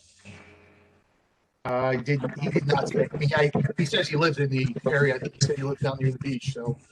Okay, I'm trying to figure out the whole, because he put in some rental comps in there, and I'm trying to figure out how that factors into this, into his data that he's provided for what he's requesting for. Right. I don't believe he was planning on living there. So, Okay. Catherine. I'm just trying to confirm my understanding. I think that's a multifamily zone. Did he say that he was gonna put up 2 homes, or was he gonna put up a duplex? Um, And it's okay if we don't know that. yeah, I don't know that. I mean, it's two, Okay. it's two separate, addresses. The property is kind of right on the border of the commercial zone. I had actually taken a look at it for a bit myself, so at least I'm somewhat familiar with the property. All that said, I do believe my understanding is that when he builds, he is a builder. So when he builds whatever he will, the property will be reassessed for what he builds. So whatever reduction we do now will be temporary. It won't be for the whole 5 years. And he's not going to hold this property for 5 years. So, you know, if that matters to anybody. So that's my understanding, that when he builds, the town will then, you know, he'll pull his permits and the town will have a new assessed value. So we're just dropping him to either the appraisal or his purchase price. And John, did you say we would go with his purchase price or the appraisal? The appraisal is 190. No, I believe he's asking for 182,245. Yeah, I thought you had said that you would be comfortable with one of those or the other. So No, I didn't say either way. I'm okay, trying to figure out what's going on. Okay. This is Kathleen. Ross, there's some note in there about the 2021 grand list something. It's going to be 2. There's a note on the field card. Yeah, this is Ross. interpret that? They've already requested 2 new addresses, and it's actually been done in our system. It's now known as 6 and 18 Borowski Road. I believe the map has been filed, so that it looks like it has been subdivided. And it's 79. Let me just double check the map. That's two families or a duplex? Will it be 2 single family homes or? And I guess that really doesn't matter. So I don't want to go down this hole of overanalyzing. Well, this is Kathleen. There's value in the land if that happens. Paulette might know. It's a 0.21 acre lot, right? But it's got frontage on 2 sides. Yep. Well, but it's what he paid and we have an appraisal. So it's in zone B. Yeah, this is Paulette. It's in a B zone. It is big enough to subdivide, but they already did the map. So legally he could put something there, but a 2-family, I don't think he's going to build one house. Most of the time now they'll build a duplex. So it's still technically a multi-family house. It's just 2 separate addresses. They'll be connected somehow. So it's 1 building, but it's 2 different addresses. Well, and that's why I'm confused why he would subdivide to not come up with 2 single family. Well, maybe he's not going to join them together. He might just do them as 2 separate buildings, but he can't really do, let me see, in a B zone, he needs to do 1 single family dwelling. In a B zone, he needs 6,000 square feet. He doesn't have enough for 2 houses. He's way too short. Yeah, so it's probably going to be a duplex. Probably going to duplex with, you have 2 different addresses, 6, 8, and 16, or whatever it was. But Yeah, there'll be probably 1 building in the middle. Yeah. Okay, Ross? Okay. that's the way I understood. Yeah, this is Ross. When they do duplexes, they don't subdivide the property. So he's either going to do 2 duplexes or 2 single families. He doesn't have enough for 2 duplexes. He's got to do 1 duplex. Right. Then it's looking like he's going to do 2 single families. No, he can't do 2 single families because he doesn't have enough land. He's way too short. He's 3,000 square feet too short. That's what I'm confused The about. subdivision's done.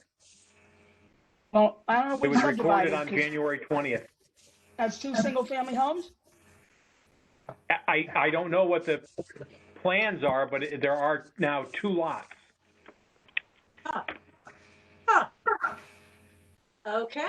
So should we be this is Kathleen, should we be valuing it as 1 lot then? I'm thinking we should be looking Well, at no, it. this is Ross. You are valuing it as 1 lot because that's what it was on October 1st. Okay, but it won't stay that way for 5 years, will it? No, it won't stay that way. It'll change for next year because it's now 2 lots.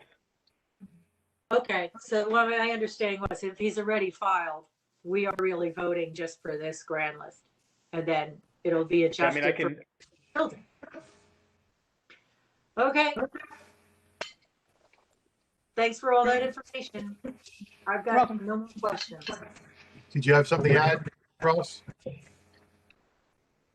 if I can show you the map if you like, but it just shows the subdivision and the existing structures on the property. All right, anybody need to see that? It was just interest, not going down the hole. All right. Thanks. All right, so let me call. So Kathy, I just want to give you a heads up here. I've been calling out the vote. I'm going to stop doing that because it's a waste of time. We're double dipping here, so I'm going to let you do that after we vote. Okay? So, all right. So this is appeal number 428. All those in favor of granting a reduction, Helen's opinion of fair market value at $182,245. Please raise your hand.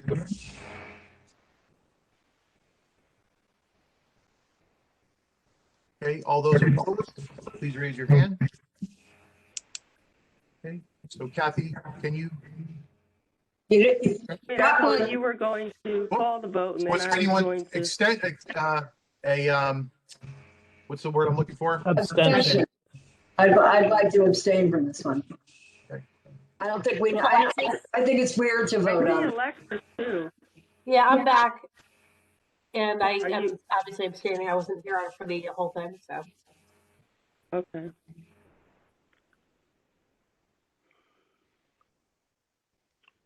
And Mr. Chairman, I don't think we have to call the vote unless we think it's really close or something. I don't know if this is efficient. Yeah, well, I guess maybe just because this is all audio, I think maybe it would be a good idea to do that. Okay. Thank No, you. but Peter, I thought you were going to say who voted for and who voted against and who abstained, and then I was just going to, tabulate it all. Sorry.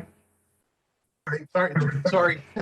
We're working on improving the process, so we're just trying to get not you and Peter All right. to repeat. Can we just do this? So one more. Oh, Ross has his hand up. Ross, you have your hand up? Yeah, I would recommend that Kathy reads it back, and that way, if it's not correct, you guys can correct her, Sure. because that's where it's going to enter into the record. Sure. Okay. All right. Thank you. All right. So Kathy, would you read that back for us, please? I didn't get to vote this time. I didn't see Okay. people's hands. I was looking at Okay. my paper thinking you were going to read them to me. Sorry. All right. All right. Sorry. All right. So I'm going to repeat the motion. Okay. So this is appeal number 428, and all those in favor of granting the appellant's fair market value of $182,245, please raise your hand. Okay. Peter, Paulette, and Catherine have raised their hands. All those opposed, please raise your hand. Okay. John and Kathleen are opposed, and all those abstaining, please raise your hand. Okay. Alexis and Judy are abstaining. So when you're ready, you can call the vote. Okay, so I have for appeal 428, the motion to reduce the appraised value to $182,245 is granted with a vote of 3 in favor, 2 opposed, and 2 abstaining. Kathleen and John opposed, and Judy and Alexis abstained. The motion carries. Is that correct? Yes. Yes. All right. All right. Thank you. Thank you, Kathy. Sorry for the confusion. Sorry about that. All right. All right. So this is another appeal on Black Rock Turnpike. This is appeal number 484. The property address is 1153 Black Rock Turnpike. The owner of this property, Jason and Jeffrey Meloragno. The appellant was Jeffrey Meloragno. And the town has valued this property at $372,600. The requested value is $175,000. All right. Are you making a motion, Peter? Oh, yes, thank you. All right, so I make a motion to grant this appeal for 1153 Black Rock Turnpike to reduced value of $275,000. Do I have a second? I'll second it. All right, thank you, John. All right, so this is the appellant wanted to point out that this is a 2-bedroom, 1-bath, which he points out is unique in town, not desirable. That the sales, there were not that many sales in the time period. None on a busy road like Black Rock Turnpike. And he feels that the appraisal was out of line with his neighbors. All right, he was questioning. He thought that the Black Rock Turnpike odd number houses seemed to have a higher appraised value. I don't know.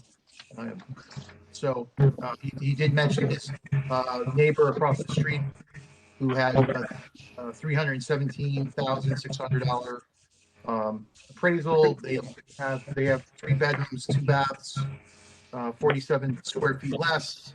Lot, he says, was double the size, no garage. And so he was looking at the average of Black Rock Turnpike. I'm sorry, I'm just not prepared either.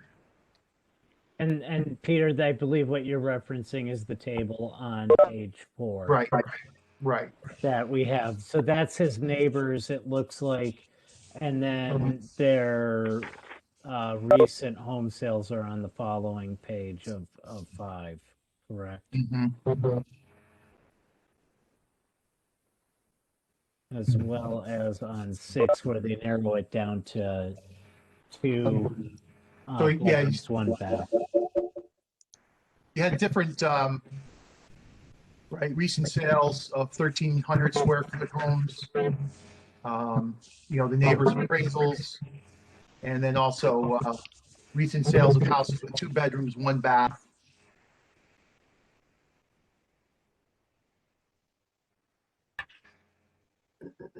It's Judy. I'm looking at page 6, and I see the sale date and the sale amount for the 2-bedroom homes that are, the ones that are looking at Division Avenue, Riverside, even Soundview.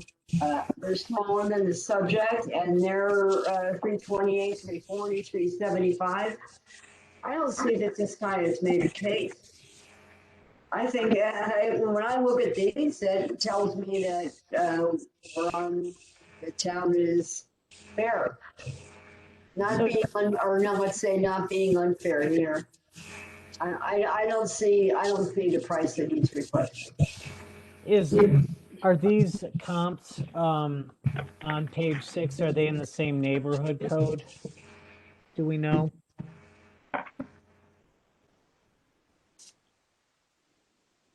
This is Kathleen. I know Riverside Drive wouldn't be. I don't know if Chambers and Longview, Soundview. High Street would, I believe. Yeah, High Street probably would be. But the other thing is they're all 2 bedrooms. So if you look at a 2-bedroom, 1-bath house, the size of the house is 1,300 square feet. Look at the size of the lot. I'm not seeing this reduction at all. I'm not seeing it.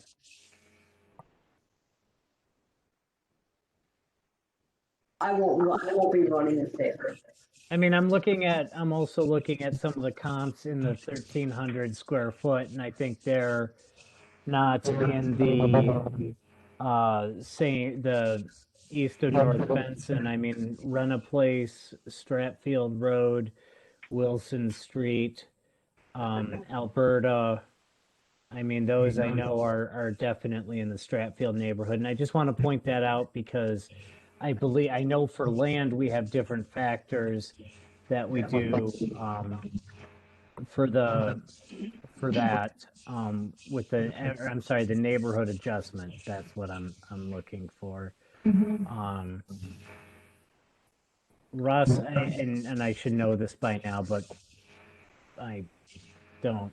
Russ, like square footage and stuff like that, that doesn't go by neighborhood. The only thing that's neighborhood adjusted is the land, correct?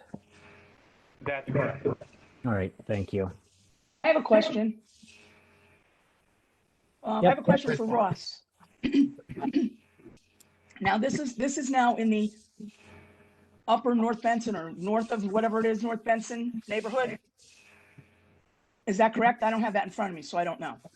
Yes, that's the neighborhood we're working on. This is Kathleen. Okay. Yep, these are all All right, that. so, okay. East of So North now- Benson. Okay, east of North Benson. I'm sorry. Thank you. So now, what's that number for that the other night we talked about the numbers 1.3 versus 1.5. What's the number assigned to this neighborhood? The 1.3, right? This is Kathleen. It's whatever's on that card. Someone's looking at the card. What card? His field This card? card. Yeah, it's right on the card, isn't it? Where at the, let me see. 1.5. Is it The neighborhood adjusted code for that? or the For Neighborhood code. for the neighborhood? Okay, 1.5. So now, before these neighborhoods were created, what was the code? Because I'm sure there was a neighborhood last year. Was this in the same neighborhood? We All right, changed. you just have to bear with me. I Okay. have to look it up. I don't have it. Yep. It's not memorized. Okay.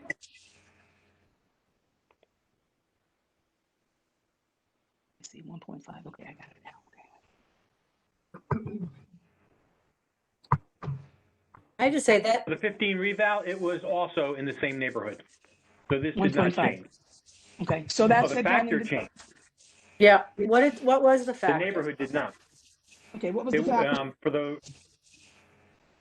For the last reval, it was 1.4. Okay. All right, so this is still in the same neighborhood, and so it's in the neighborhood, like I think John was saying, with those other streets that he mentioned. No, it's not. I mean, the other streets that I mentioned in the comps of like Runna and Stratfield Road and Wilson, Alberta Street, those are all in the Stratfield neighborhood, not the east of North Benson neighborhood. They have a different neighborhood code. Okay. So I'm just trying to see where this house sits, because I don't know how far down on Black Rock Turnpike this is. I'd have to look on a map. I believe it's, I'll bring it up. I'm gonna look at, Andrassy? I think So it's Andrassy, lower, it's, okay, so yeah. it's lower Black Rock Turnpike. How does that make it east of North Benson Road or north of North Benson Road? How'd that get in that neighborhood? It's not anywhere near it. Kathleen, it's really close to the one we just did, right? The numbers are similar. We did 1391, this is 1153, so it's kind of the similar area, Barrows, Andrassy. So Yep. this question came up last night too, is how come these homes have the same land value as the homes that are over on Painter's Way, right? Because Painter's Yeah, Way. it's a similar question, yes. Right, the neighborhood is huge. What is there, like 3,000 homes or something? I sent that chart out so you could see how many Yep. homes were in each neighborhood. And so if this has not been broken down, or there's not like site index adjustments on the Ross can correct me, but there's not site index corrections or something else. Like, in the Roland Road area, they have the BP 1, 2, and 3 to sort of create sub-neighborhoods. These Barrows Right, and there's Andrassy, they're all falling there's in. nothing on this property. Nope, just a The only discount for adjustment traffic. is a 10% off for traffic. Right. Okay. The other one had it too, right? The other BlackRock one had a traffic adjustment too. But one house in won't, but yeah, Yep. all. Well, they won't have the traffic, one house. Right, they won't have the traffic, but they're still going to be valued similar to the Painter's Way lots. Yeah, which I think is incorrect, but Yeah, I hear that's you. just my I hear you opinion. on that, Paulette. I just for don't sure. think, I just don't think this has the same land value as something like that. Just not, but that's what it is. So I guess we'll have to live with it for now. So, okay, Right. I just was. Any just wondering. any further discussion? All right, hearing none.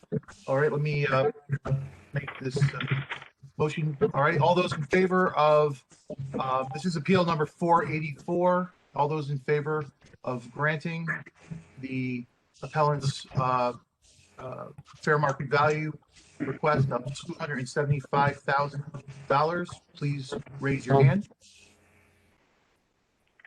Okay. All right, all those opposed, please raise your hand. Okay.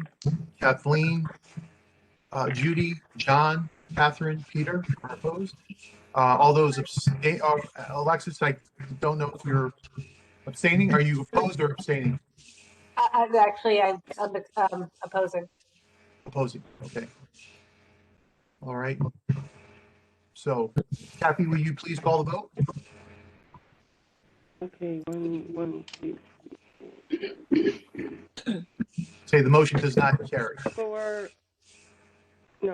So for appeal 484 to reduce the appraised value to $275,000, the vote was not carried.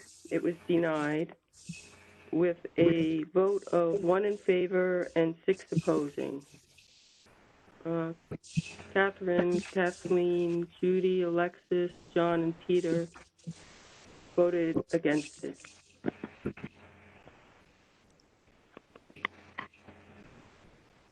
All right, thank you.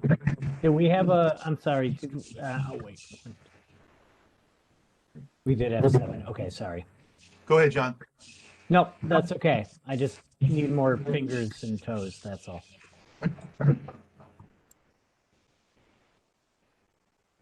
Yeah, I just need a second here to pull up my next one.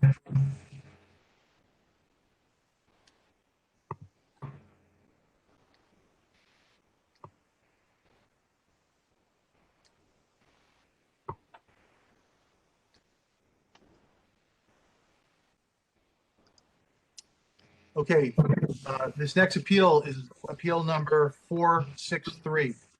463. The property address is 531 High Street. The owner is Eric B. Nicholson. The appellant was Eric B. Nicholson, and the town has valued this property at $382,500. The requested value is $292,000. All right, so the appellant was joined by Jeffrey Byington, who is an appraiser, who did an appraisal that is in the file. All right, so they pointed out that there's no garage, that this is a 750 square foot property. It's one level, unfinished Hey, attic. this is Kathy. I didn't hear a motion. Oh, I missed you're the right. motion. You're right. Oh my goodness, can't believe it. All right, sorry about that, everybody. I make a motion to grant the. Whoop, is that wrong? What am I doing wrong? You're good. Right. Grant appeal number 463. All right, I make a motion to grant appeal number 463 in the amount, the requested amount of $292,000. Do I have a second? I'll second it. Thank you, John. Thank you, Yeah, Kathy. that's 531 High Street. 531 High Street, up appeal 463. Thank you. All right, so as I was saying that the appraiser, Jeffrey Byington, was with the appellant, and they talked about the fact that there was no garage in this property. That's 750 square feet. It's not been updated. It's a very average condition. A very heavily traveled road. That this is a through street. High Street is a through street. They look for pumps with 2 beds. All right, that was very important to them. So they used 492. 2 of them that were very important to them: 492 High Street which was an 800 square foot property that was sold in June of 20 for 275,000. And actually, it says finished. It says unfinished, but it says actually finished 11,062 square feet. I have a note that it's well, that was an unqualified sale. So I don't really know what that was about. And then 425 High Street said that this was an inferior condition, older dated. It's a larger 2 bedrooms, 2 bath, and that one was $340,000 in 12/24/19. Okay. We talked about just the types of homes in the same category, and they gave like 318 Toll House or 758 Old Stratfield School Street, because these are all first of all secondary streets, and that many of these homes, when they are purchased, they get torn down. Let me see anything else I have here. There he did go to an informal and did not have a change. And it's on 0.14 acres, and it has a 40% depreciation on it, on the parcel. All right. Yeah. I would also note, if I may, I think last year the Town Plan and Zoning Commission approved a 40-unit, affordable housing complex to go up right near that house. I think And Wilson. Is that on Wilson this is High Street, right? High Street. Yeah, but it's Wilton, I think. I'm sorry, not Wilson, Wilton that they approved Road? that. Yeah. No, No, there's one That on was High something Street. else. High Street. Okay. All right. So where is that? Is this house near there? I thought this house was actually further away from that. You're talking about the old, I forget what was that property called. The Judd Estate. The 980, which is 980 High Street, and this is what 531. I'm sure they're relatively close. Yeah. Well, I don't know. Is that something you can bring up for us? Thanks. Yeah, I think it's probably south of Jennings. Most of those little brick capes are south of Jennings because Those are pretty modest homes. And may I just finish my thought here? I'm sorry. I just wanted to say, I think these houses, from what I understand, I'm sure Judy or Paulette can help me here, they're depreciating. People are having a hard time selling them. My friend was trying to sell her home, and it's just hard because it's massive complex going in there. I mean, that can't help the situation. yeah, this is Paulette. That housing complex is causing a huge problem in that whole neighborhood, not just on High Street, Country Road, all those little streets around it. It's not being well received by the neighbors, and I can't say that I blame them. No. So it is a problem for them selling their houses. It's a huge problem. And we just Town had did a them deal no the other favor. night with Moritz Place, and there was, a 3-story, apartment complex there that's already helped depreciate this woman's house. So Yep. I can imagine it's going to happen here too. Yeah. So, I would vote in favor for this, absolutely. okay, but let's, Ross, were you going to just show us? I mean, I that was kind of hard to see. Is it a way to zoom in so we have a better idea of the distance between those properties? Yeah, let me bring it back up. Thank you. I mean, this is going to be, multi-story complex. I mean, you can see it from numerous places on this street. Yeah, this is Kathleen. I mean, I walk my dog by there a lot, very often, and it's south of Jennings Road. So when you go down Jennings and you get closer to Gould Manor, there's a bunch of little brick capes in there. So I'm not disagreeing with the value of this house, but the housing complex is north on High Street. It's up closer to Holland Hills. Down here. It's kind of a different neighborhood, the Country Road and stuff. These little brick capes are, all very similar in there, and there's a whole rows of them. And then there's, Reynolds Drive and some of the other streets that go, Sunny Ridge goes off of there. So, I mean, it's not going to be towering over their place. Their places that other complex is up there. I'm not arguing that. It will definitely be towering. I in my opinion, I don't live there, but I'm pretty positive it would be. This is a really small house. It's only got 2 This is bedrooms. Ross. This is Very the, small. this is up in the top left of the screen is, I believe, the parcel that's going to be developed. Yep, Up that here? looks right. Correct. That's correct. And That the looks subject right. is the yellow.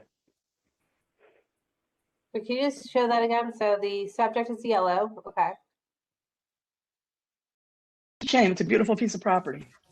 So the subject is yellow. Where is the High Street estate? Where the Where Dutch the estate? sensor is. Ross, can you highlight the High Street, or the Or at least move your cursor. affordable housing? There you go. We got a blue dot. Let me just double check. Yep, that's the one. Yep. Is this one here the large one? And I'll.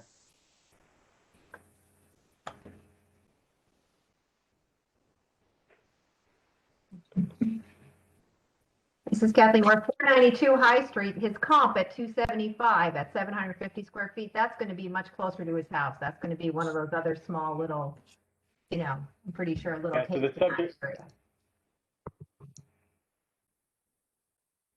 This is Kathy with a 7-minute time check. Thank you. Thank you. Are we on a time limit? No, No, we're just marking the time. Oh, I see. 492 is a good comp, I think. 492 or 425?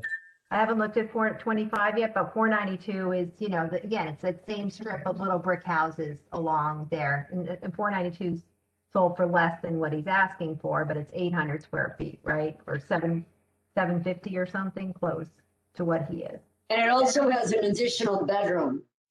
So 492 is actually slightly better than the subject. Yeah, I didn't look at the interior, but that's Bedroom count makes a difference. Mhm. I had that this was an unqualified sale, though. Any information on that, Ross? Why 492 would have been? I mean, I think I know that house. Wait a minute. I think I know that house. Hold on. And I'll look it up. This is Ross. I don't have any additional info on why it's unqualified, but I do list it as a 2-bedroom. Is Operation Hope by one on High Street? I thought Operation Hope picked up Operation Hope is on Old Post Road. no, they They bought, have, they have, oh, I thought they bought a property over in that area. to they be did, one but of that their doesn't make a properties. difference who But I lives don't know there. if it was this one. No, I agree. I'm just saying, that could have been why it was unqualified.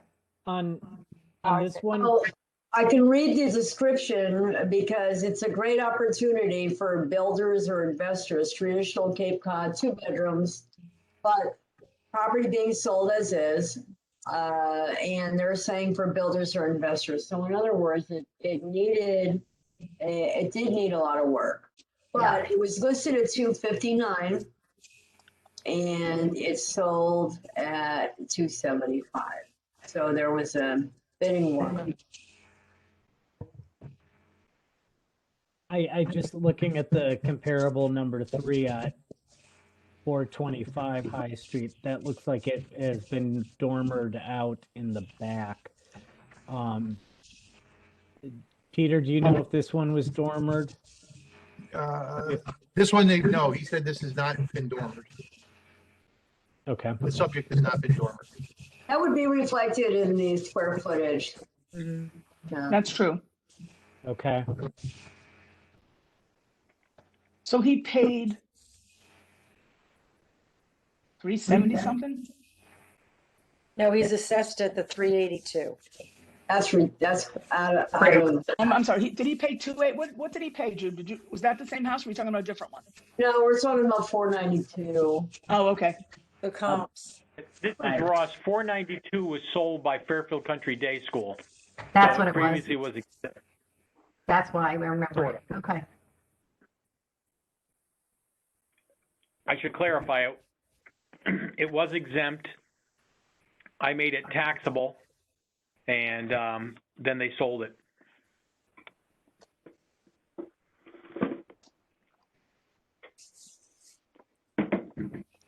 Well, thank you for all that information. I'm full of information now. All I'm right. ready to vote. Sure. All right. Anybody, any further discussion? Okay. All right.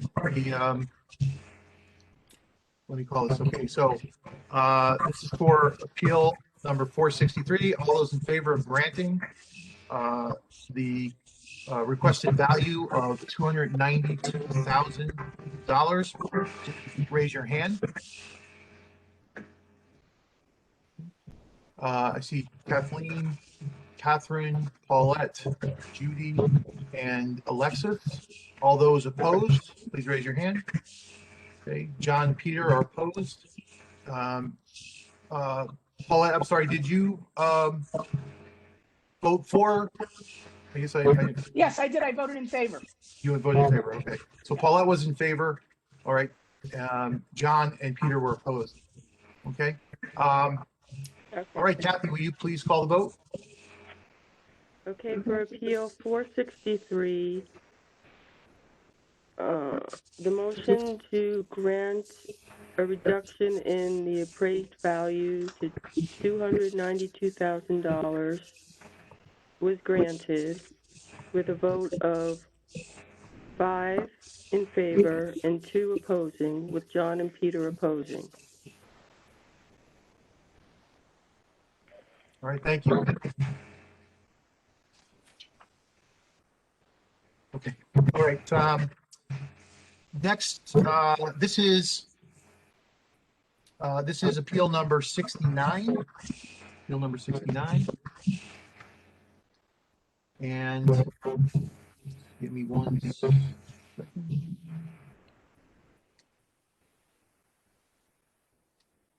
All right.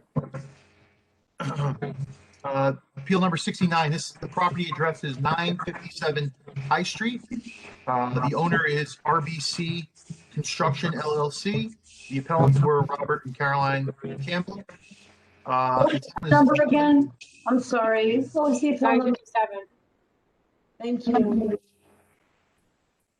The town has valued this property at $413,500, and the appellants originally requested a $350,000 a reduction to $350,000.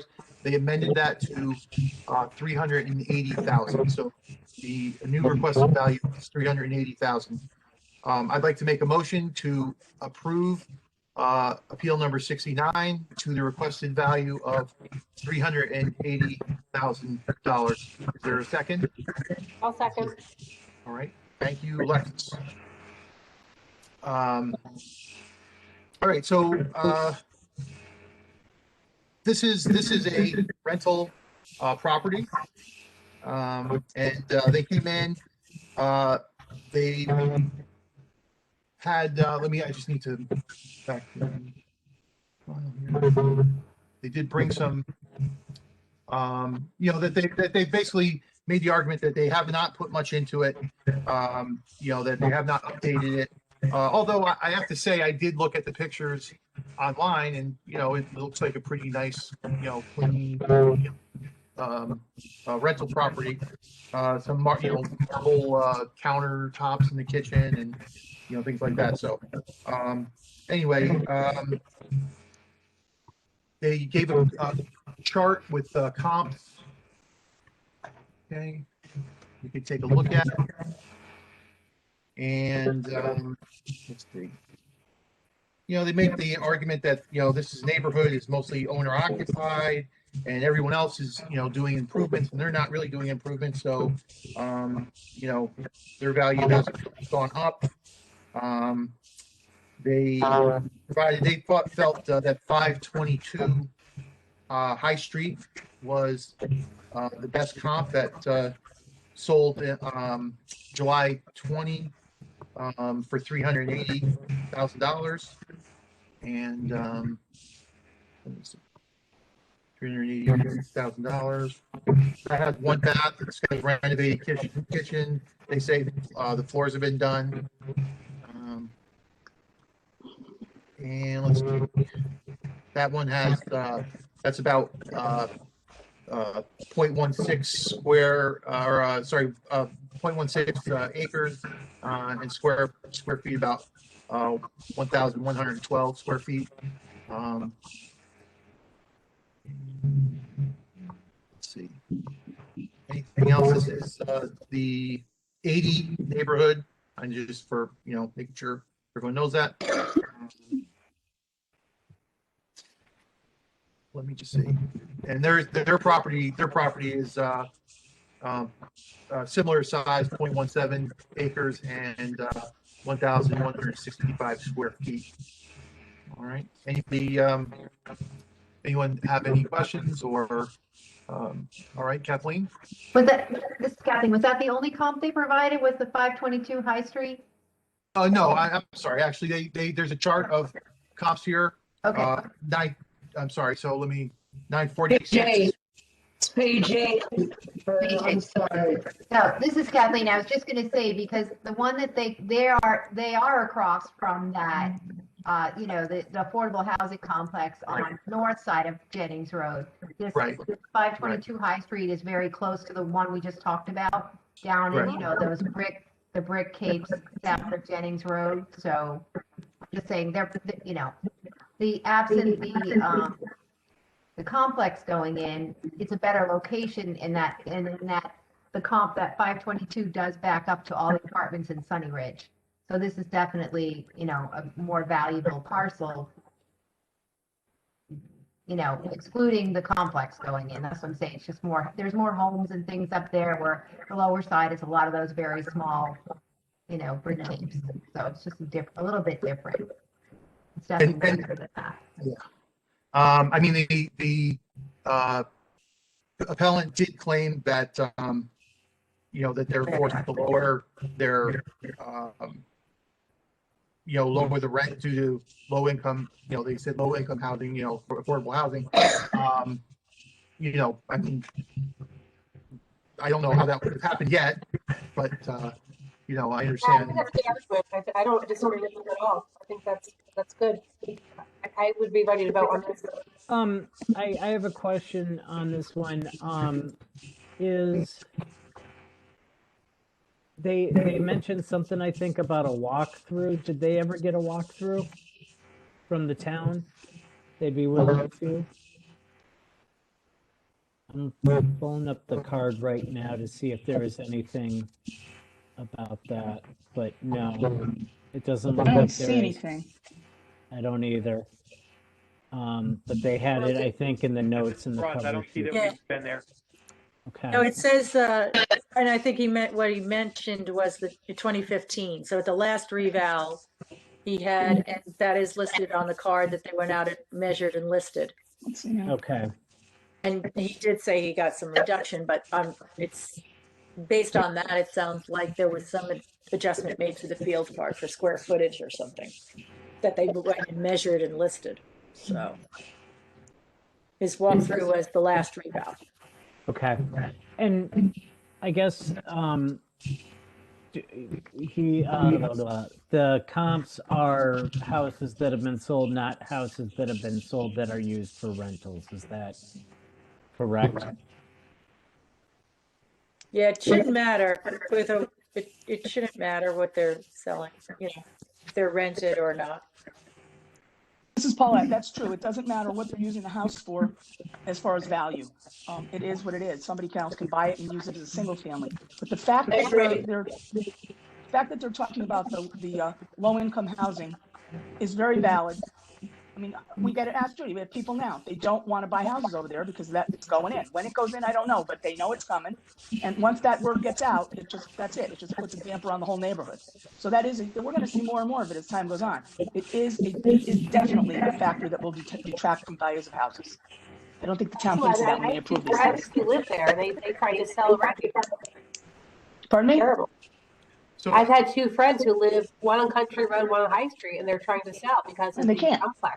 right. They So can't. I would just point out, though, this gentleman's not looking to sell. I mean, he is going to use it as a rental property, continue to use it as a rental property, and he's going to continue to use it as a rental property. That's true, but he's going to continue to get, he's already saying that he's getting less rent than he was. And again, what he uses it for is not important. It's the value of the property. Has nothing to do with his use. But he's already getting less rent now because he's having trouble getting people in there. Even the renters don't want to live over there. So he's getting people they'll take it for lower amounts.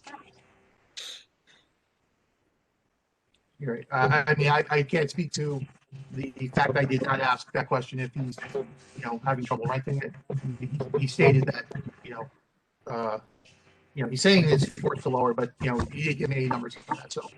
I thought he said he's getting less rent. Maybe I Well, he misread. did. I said he didn't give me any numbers on that, so I'm just, Like how much he was getting before and after. right. It doesn't matter. It doesn't, right, it's not gonna It affect. doesn't matter. It's not, This is a residential appeal, not a commercial appeal. It doesn't matter in this case. Okay. Yeah, there's pictures of the house online from 2009, but the interior photos are out there. well, he's included them in the appeal, Oh, I didn't go that far. Okay. so. And thank you again for all that information. I've got all my questions answered. Sure. John, I didn't know if you, I don't know if you had that question, but on page 9, there's a spreadsheet that, shows those different properties that, I don't know if that answers any of the questions that you had.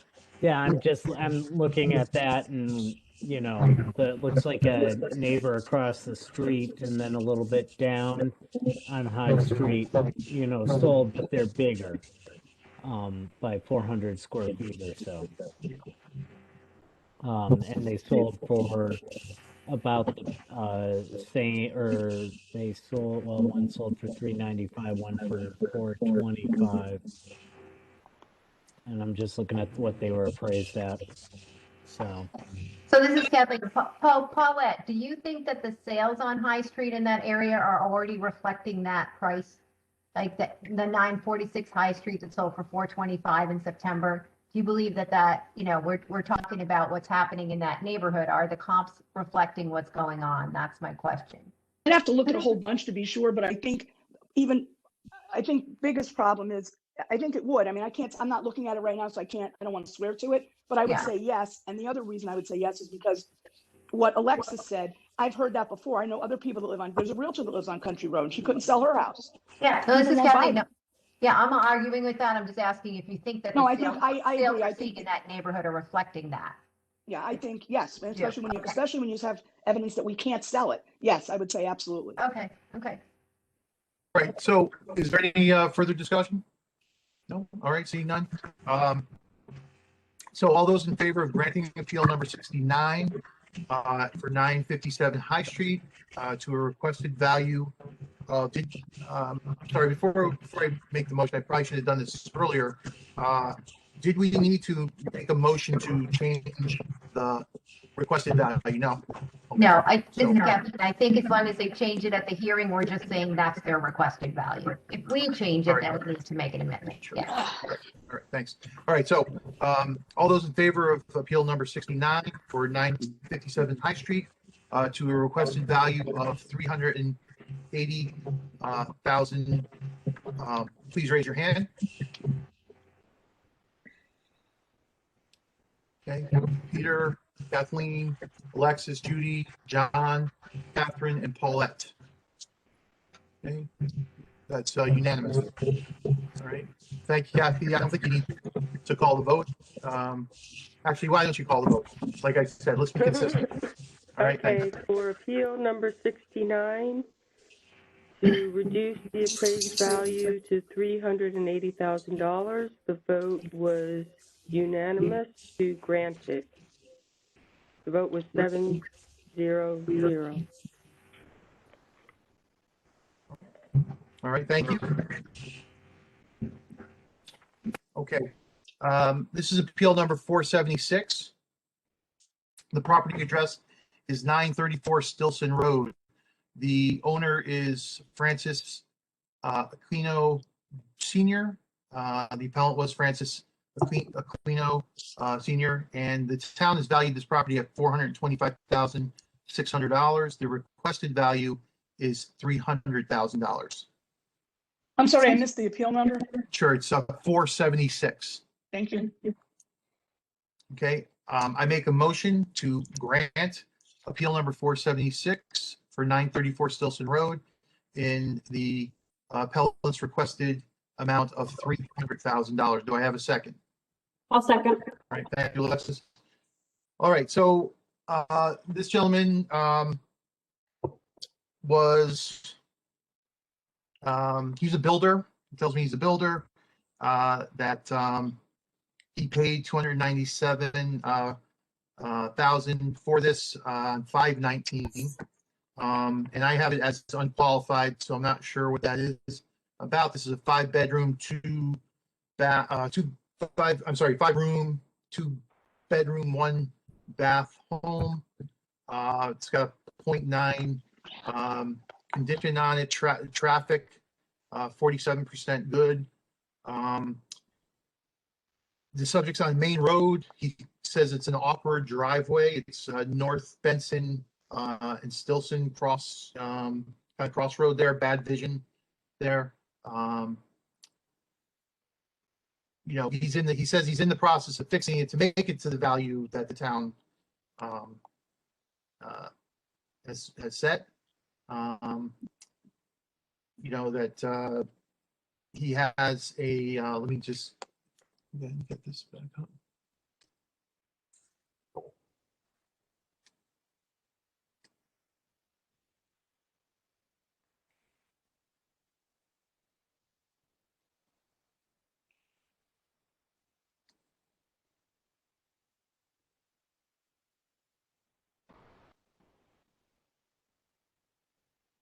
All right, so he provided, some comps, these are real estate, these are not, he has a comparative market analysis in here. He uses 12 Meadowbrook Road, 121 Roanoke Avenue. Some other properties, I don't think these properties have closed yet. 65 May Street and 560 Brookside Drive. And then he also provided, and I think he has included in here, 98 Andrassy. He added this to the file. Excuse me, this is Kathy. We seem to have dropped one of the conference lines. The voice line doesn't seem to be operating right now, so okay. We're going to have to pause this for a minute. For a sec. I'm going to check it. Okay. Did they hear you? You heard me, right? We did. Okay.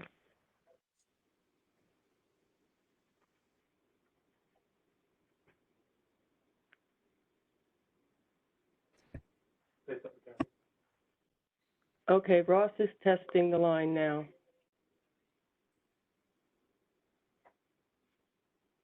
Guys, this will be my last appeal tonight. We're gonna go on further, that's, No. Past your bedtime. Yeah. I started work at about 7:15 this morning. Yeah, I did too. I'm tired. Real estate. Yeah. All right. So let's many put the more conference are back call back in. So hit Hope conference. you're selling houses. How many more appeals are prepped for tonight? This might be our last one, considering that it's 8:48 and we go till 9. Unless we go. Go later? Anybody want to go later than 9? I can go later. I want to get this done. I could go later than that. I'd rather watch it this night. I've got other work I've got to get done. Sorry. So I don't think we have a quorum. I don't know, do we? Who would stay? Catherine would stay till 9:30. I would stay. Paulette 3. I'll stay. It's 4. 4. Peer pressure, guys. Going once. Going twice. Okay.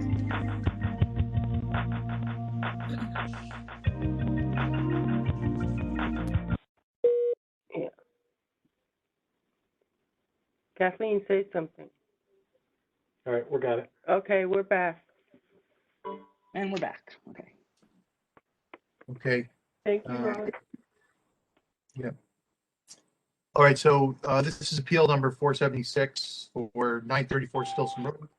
And we were discussing the comps that were provided. All right, the appellant provided a market analysis, comparative market analysis, and then also provided two other 98 Andrassy and 632 Jennings. He thinks that all these listings, well, actually two on the comparative market analysis were listings. Anyway, I'll just go through them. All right, 12 Meadowbrook, that sold 12/30 and 20. So, outside of the time period, 245,000. That's 0.112 acres, for 819 square feet. 121 Roanoke, that sold 221. So again, that's outside of the time. That was for 311,000. That's just 0.03 acres, 1,000 square feet. 65 May Street, that was 131.21. So again, outside. It was listed for 370, and 560 Brookside. It says 126. It was listed 126, and that was 415,000. All right, and that was about 1,300 square feet and about a quarter of an acre. And then he has that where is it here? 281 Jennings. Actually, no, that's.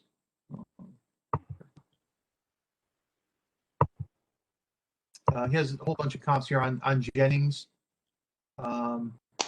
Peter, if I can just jump in here real quick. Yeah, please. This is John. The 583 Jennings looks like it was pulled when it was under contract, and what data was last updated on February 12th. The 281 Jennings again under contract, and then the 304 Greenfield Street that he has in here, again under contract. So it doesn't. I'm assuming that the under contract doesn't necessarily mean that that's what it was sold for. And again, those would have been sold for after the last check of Zillow, even if you use the latest date of February 18th. The market analysis on page 8 that I'm looking at in the file, there looks like there's two show properties, so they've been listed, but I don't think they've sold. At the time he printed it out. He does have the two Meadowbrook and Roanoke that did sell, as you did point out. Meadowbrook sold on December 30th of 20. Roanoke sold on 2/17 of 21. And it looks like there's some averages that they did there. Square foot and acres and such, price per square foot. The two other ones that they added starting at page 11, we have a 620 or 632, which sold in November for 319. Is that comparable size of 1,200 square feet versus he says he has 900, correct? And actually the card looks like living area is more, is 1068, and that's on page 10, with that. And then the pictures also that were provided, it looks like he's already fixed the exterior, based on what I see here. And maybe put in new windows. Let me just double check. Yeah, are you looking at that, the gray house there?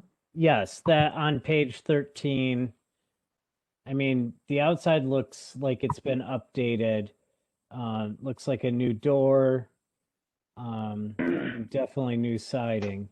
The bathroom with the pink tile, though, that looks like it hasn't been upgraded yet.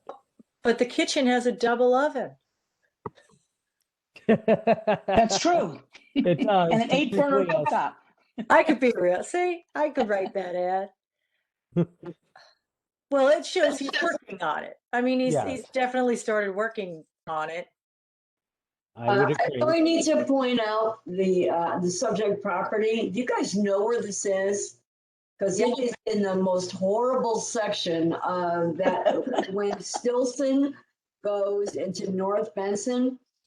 Ross, maybe you might want to pull up a map and show anybody that doesn't realize where this is. It's a very, very difficult location. And he absolutely needs to have some kind of adjustment on that land. Absolutely. He does have a 10% discount on traffic according to the card. Well, no, you don't understand. I'm going to tell you, most people are going to drive right by it. If you're looking for it, you're going to drive right by it without even realizing it. That's a difficult piece. Can you make that bigger, Ross? The positive sorry, is what are you it's looking for? walking distance to. I've got the aerial up. Do you want something different? Can you just make it a little bigger so people can Zoom see in. the streets, right? Or you can point it out to them where it is. Well, I think it's when the you yellow. say bigger, do you want me to It's zoom in or Osborne Hill zoom out? School. Yeah. You see Osborne Hill School.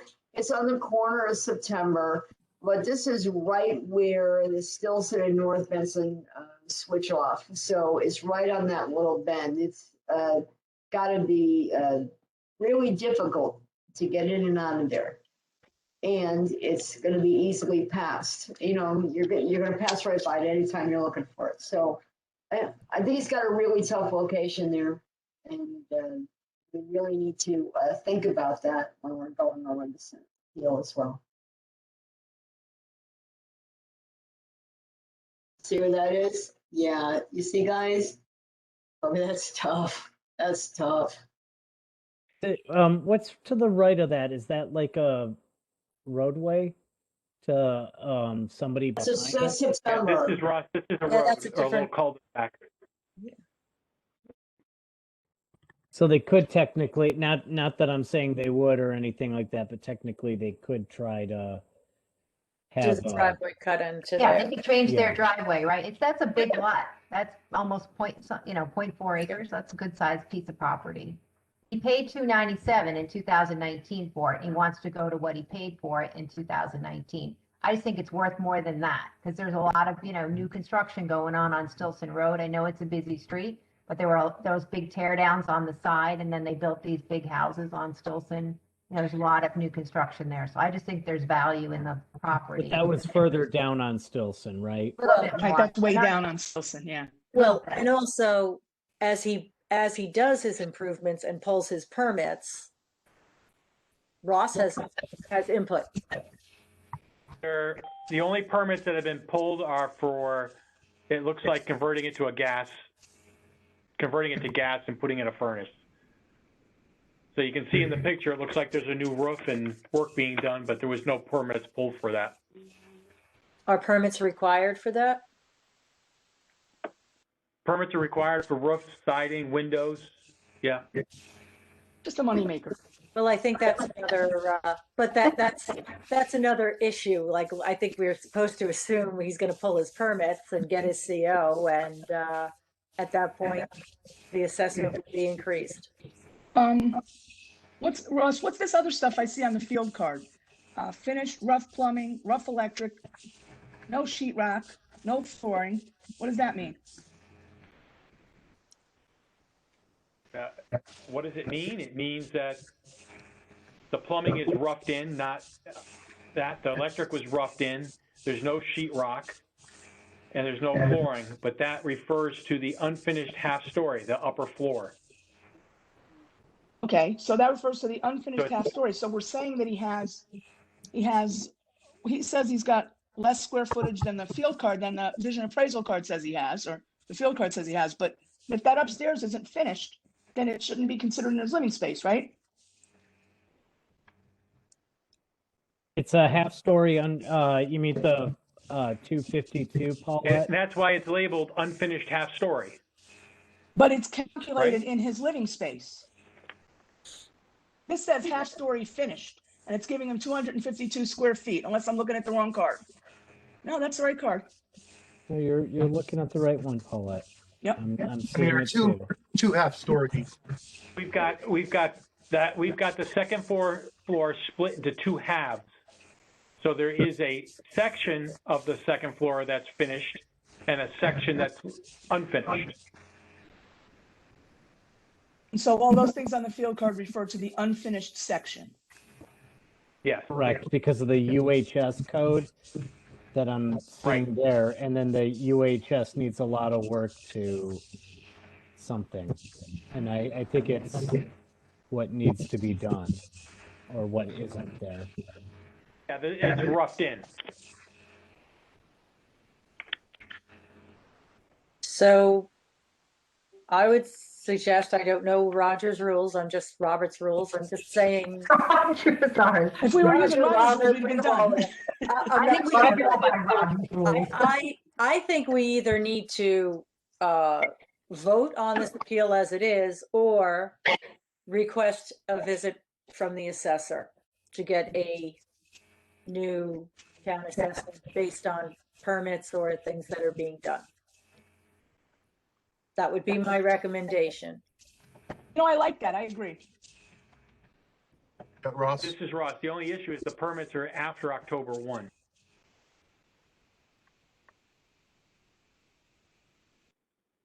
So then we have to assume none of this was done before October, and we value it at the October 1st. So then if none of it was done before. From his comments that,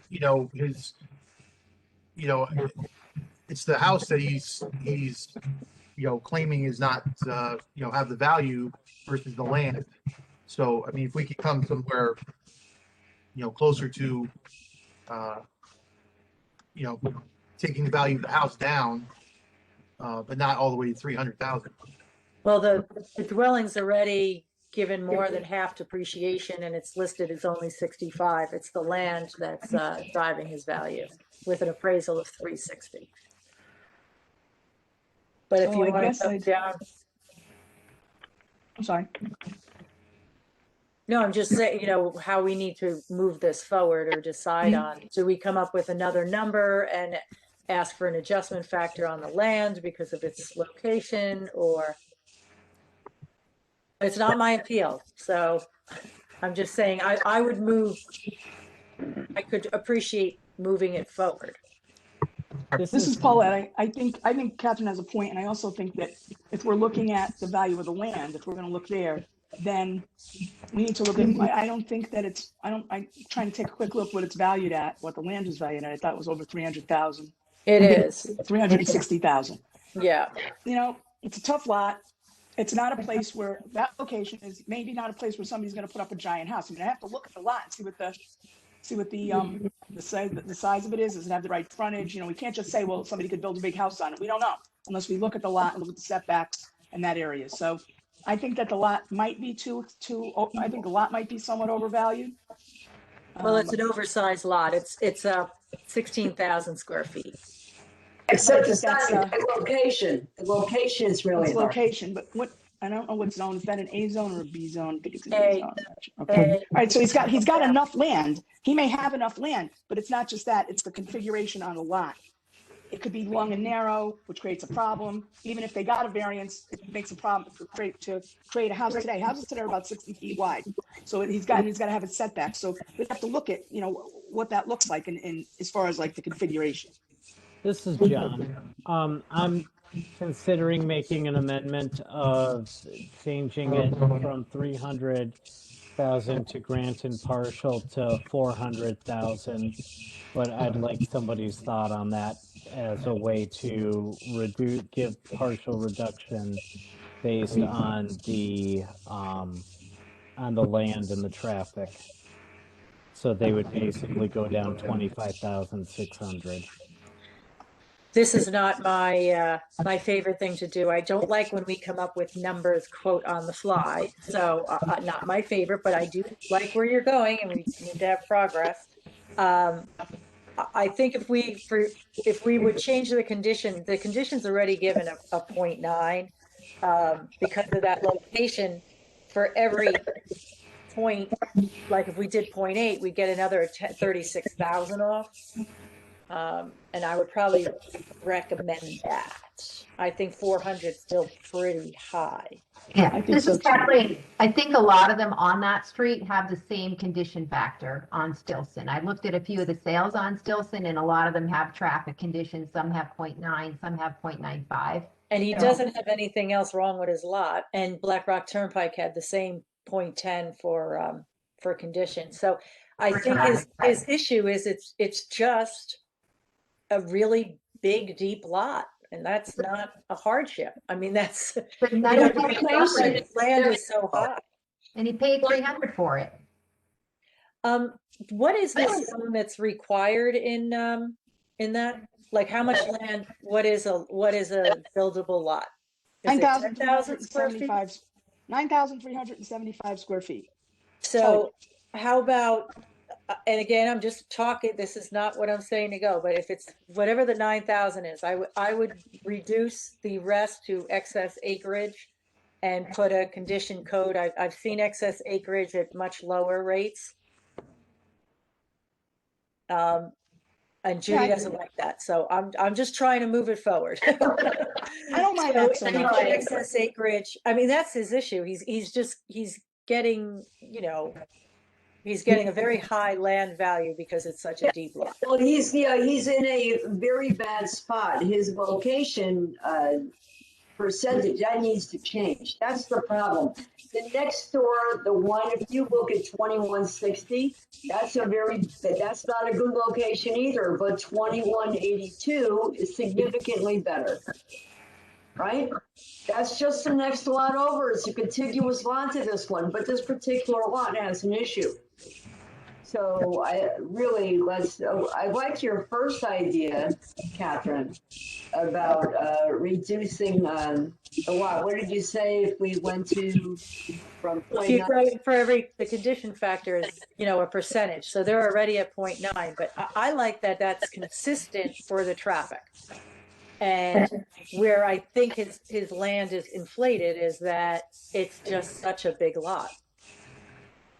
So if we were to take 7,000 square feet of that, the excess acreage, and do that at a condition of like whatever, to get down to maybe a 375 number, I'd just like to see that. Could you repeat the minimum required again, Paulette? 9,735. All right, so if you took this 16,553 and take out the 9,735, he has excess acreage to 6,818. And instead of doing that a condition of 9, if you reduced that to, you know, a 0.7 or something, you'd get the value down that way. I like that. I'd have to run the numbers. But Ross, is that something? Ross can run them so much faster. Thank you, Ross. If I take the adjustment down to 75, it brings the total value to 365.5. Total value. Yep. So that takes the land down to pretty And if close I make to it 80, I 300. think that's if a we lot make for it the 80, traffic. yep. If we make it 80, it's 385.5. And Ross, you don't like the idea of excess acreage? Not a good It's precedent? inconsistent. Well, it's inconsistent. That's all. Oh, it's inconsistent. Well, I agree with Ross on that. Yeah, and I'm We do totally excess over flexible. 2 I acres. thought it would, that's great. Yeah, So, we do the excess when it's over 2 acres. and that's where I've seen it. This So is Kathleen. I see one property that has a 0.8 condition for, oh, it's for the size, 1211 Stilson Road. I don't know why. Oh, because it's such a big property. Never mind, it's 2 acres. That's why. Okay. Everybody else's traffic, at least the sales are 9.9 and 0.95. well, This is whose Paulette. I have appeal a- is this? This is my appeal. Hi, Sure. Pete. So where do you think, Peter? Well, Ross, were you saying that bringing it down to a 0.8 was not a good idea because it's inconsistent? No, I would prefer to bring down the condition rather than splitting the land. Okay. Why would I that can be? give you those numbers again if you need them. I have a question though. Why would that be? Why is it better to take it from condition and not the land? Well, Because it will it's take it inconsistent with how we do other properties. But, okay, but when you said, what is it when you do the excess land? Is that on a 2-acre lot? When it's Yeah. over 2 acres. Why is it only when it's over 2 acres? That's how the model was built long before me. Okay, well, maybe it's time for a change. Why don't we do everybody's lot the same way? What do you mean every lot the same way? Well, it's, What he's would in, that well, look we do, like? the reason we do it on a 2-acre lot is where they're probably in a 2-acre zone, so anything over that is excess land, right? So this man is in a 1/4-acre zone, but he's got Doesn't have enough anything to land. do with the zone. Then what, well, then how could it be excess if it doesn't have anything to do with the zone? The way we have built the model is to do everything on a base of 2 acres. And anything over 2 acres is considered excess. Okay, it's too late for me to argue about it, but It's no that's totally wrong. standard. That's totally, that has no bearing. Wrong, but let's And that's why we Right, use so- the land curve. move on. The land curve Let's solves the move on. problem. It doesn't matter. Let's move on. So, We're gonna do what you yeah, I'd want like to do to, anyway. so I'm going to propose a motion. So do we need a motion for this 0.8 Could I condition just- change?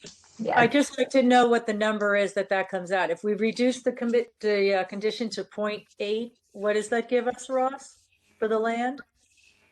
This is Ross, it's 385,500. That's land and dwelling. Yes. Okay.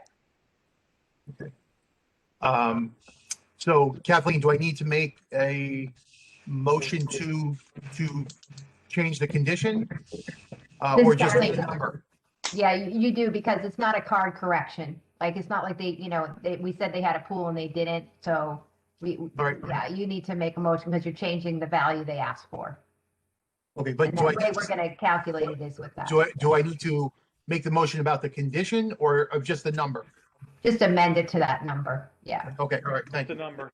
Okay, And then All that's right. how Ross will code it in the system so that it gets there for whatever number he said. all right, great, thank you. All right, so I'd like to make a motion to grant in part appeal number 476 to a value of 385,500.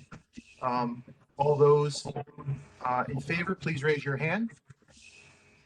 Wait, excuse me. First, do you have to make a motion to amend this motion?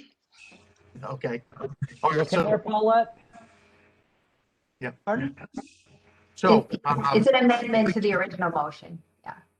I'd like to make an amendment to the original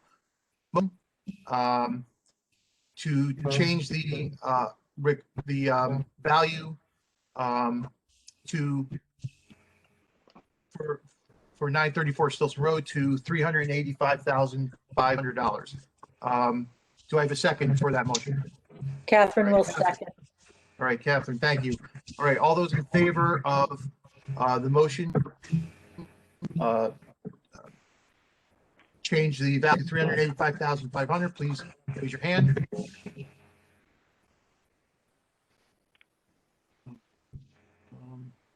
Per Catherine, Judy, I can't tell, John. Okay, okay, so all those opposed? Right. Oh, Paulette as well. All those Yes, opposed? I was in favor. Yep. Okay, I see Kathleen and John opposed. All right. Okay, so that motion carried. Okay, so now I'm putting the main motion back on the table. All right. Am I putting the main motion? Yeah, as amended. As amended, the motion is amended. Motion as amended. All right, so all those in favor of the appeal number 476, the motion as amended to grant the appellant's request to a value of $385,500, please raise your hand. Okay, I see Catherine, Paulette, Alexis, and Judy. All Did right, we have to those say opposed? grant in part? Did we have to say that for this?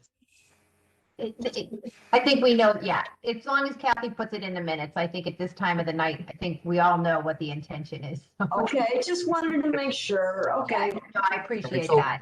All those opposed? I don't think I got the opposed. All right. Kathleen and John opposed. All right, the motion carries. All right, Kathy, will you just read the vote back, please?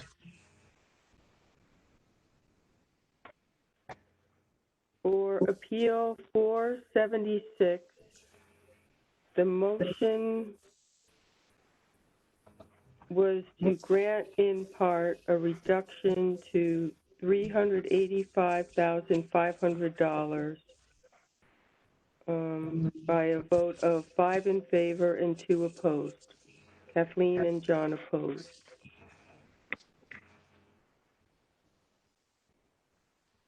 Right, so it's now 9:16. I personally need to leave to go do my job. Yeah, me Make a too. motion to adjourn.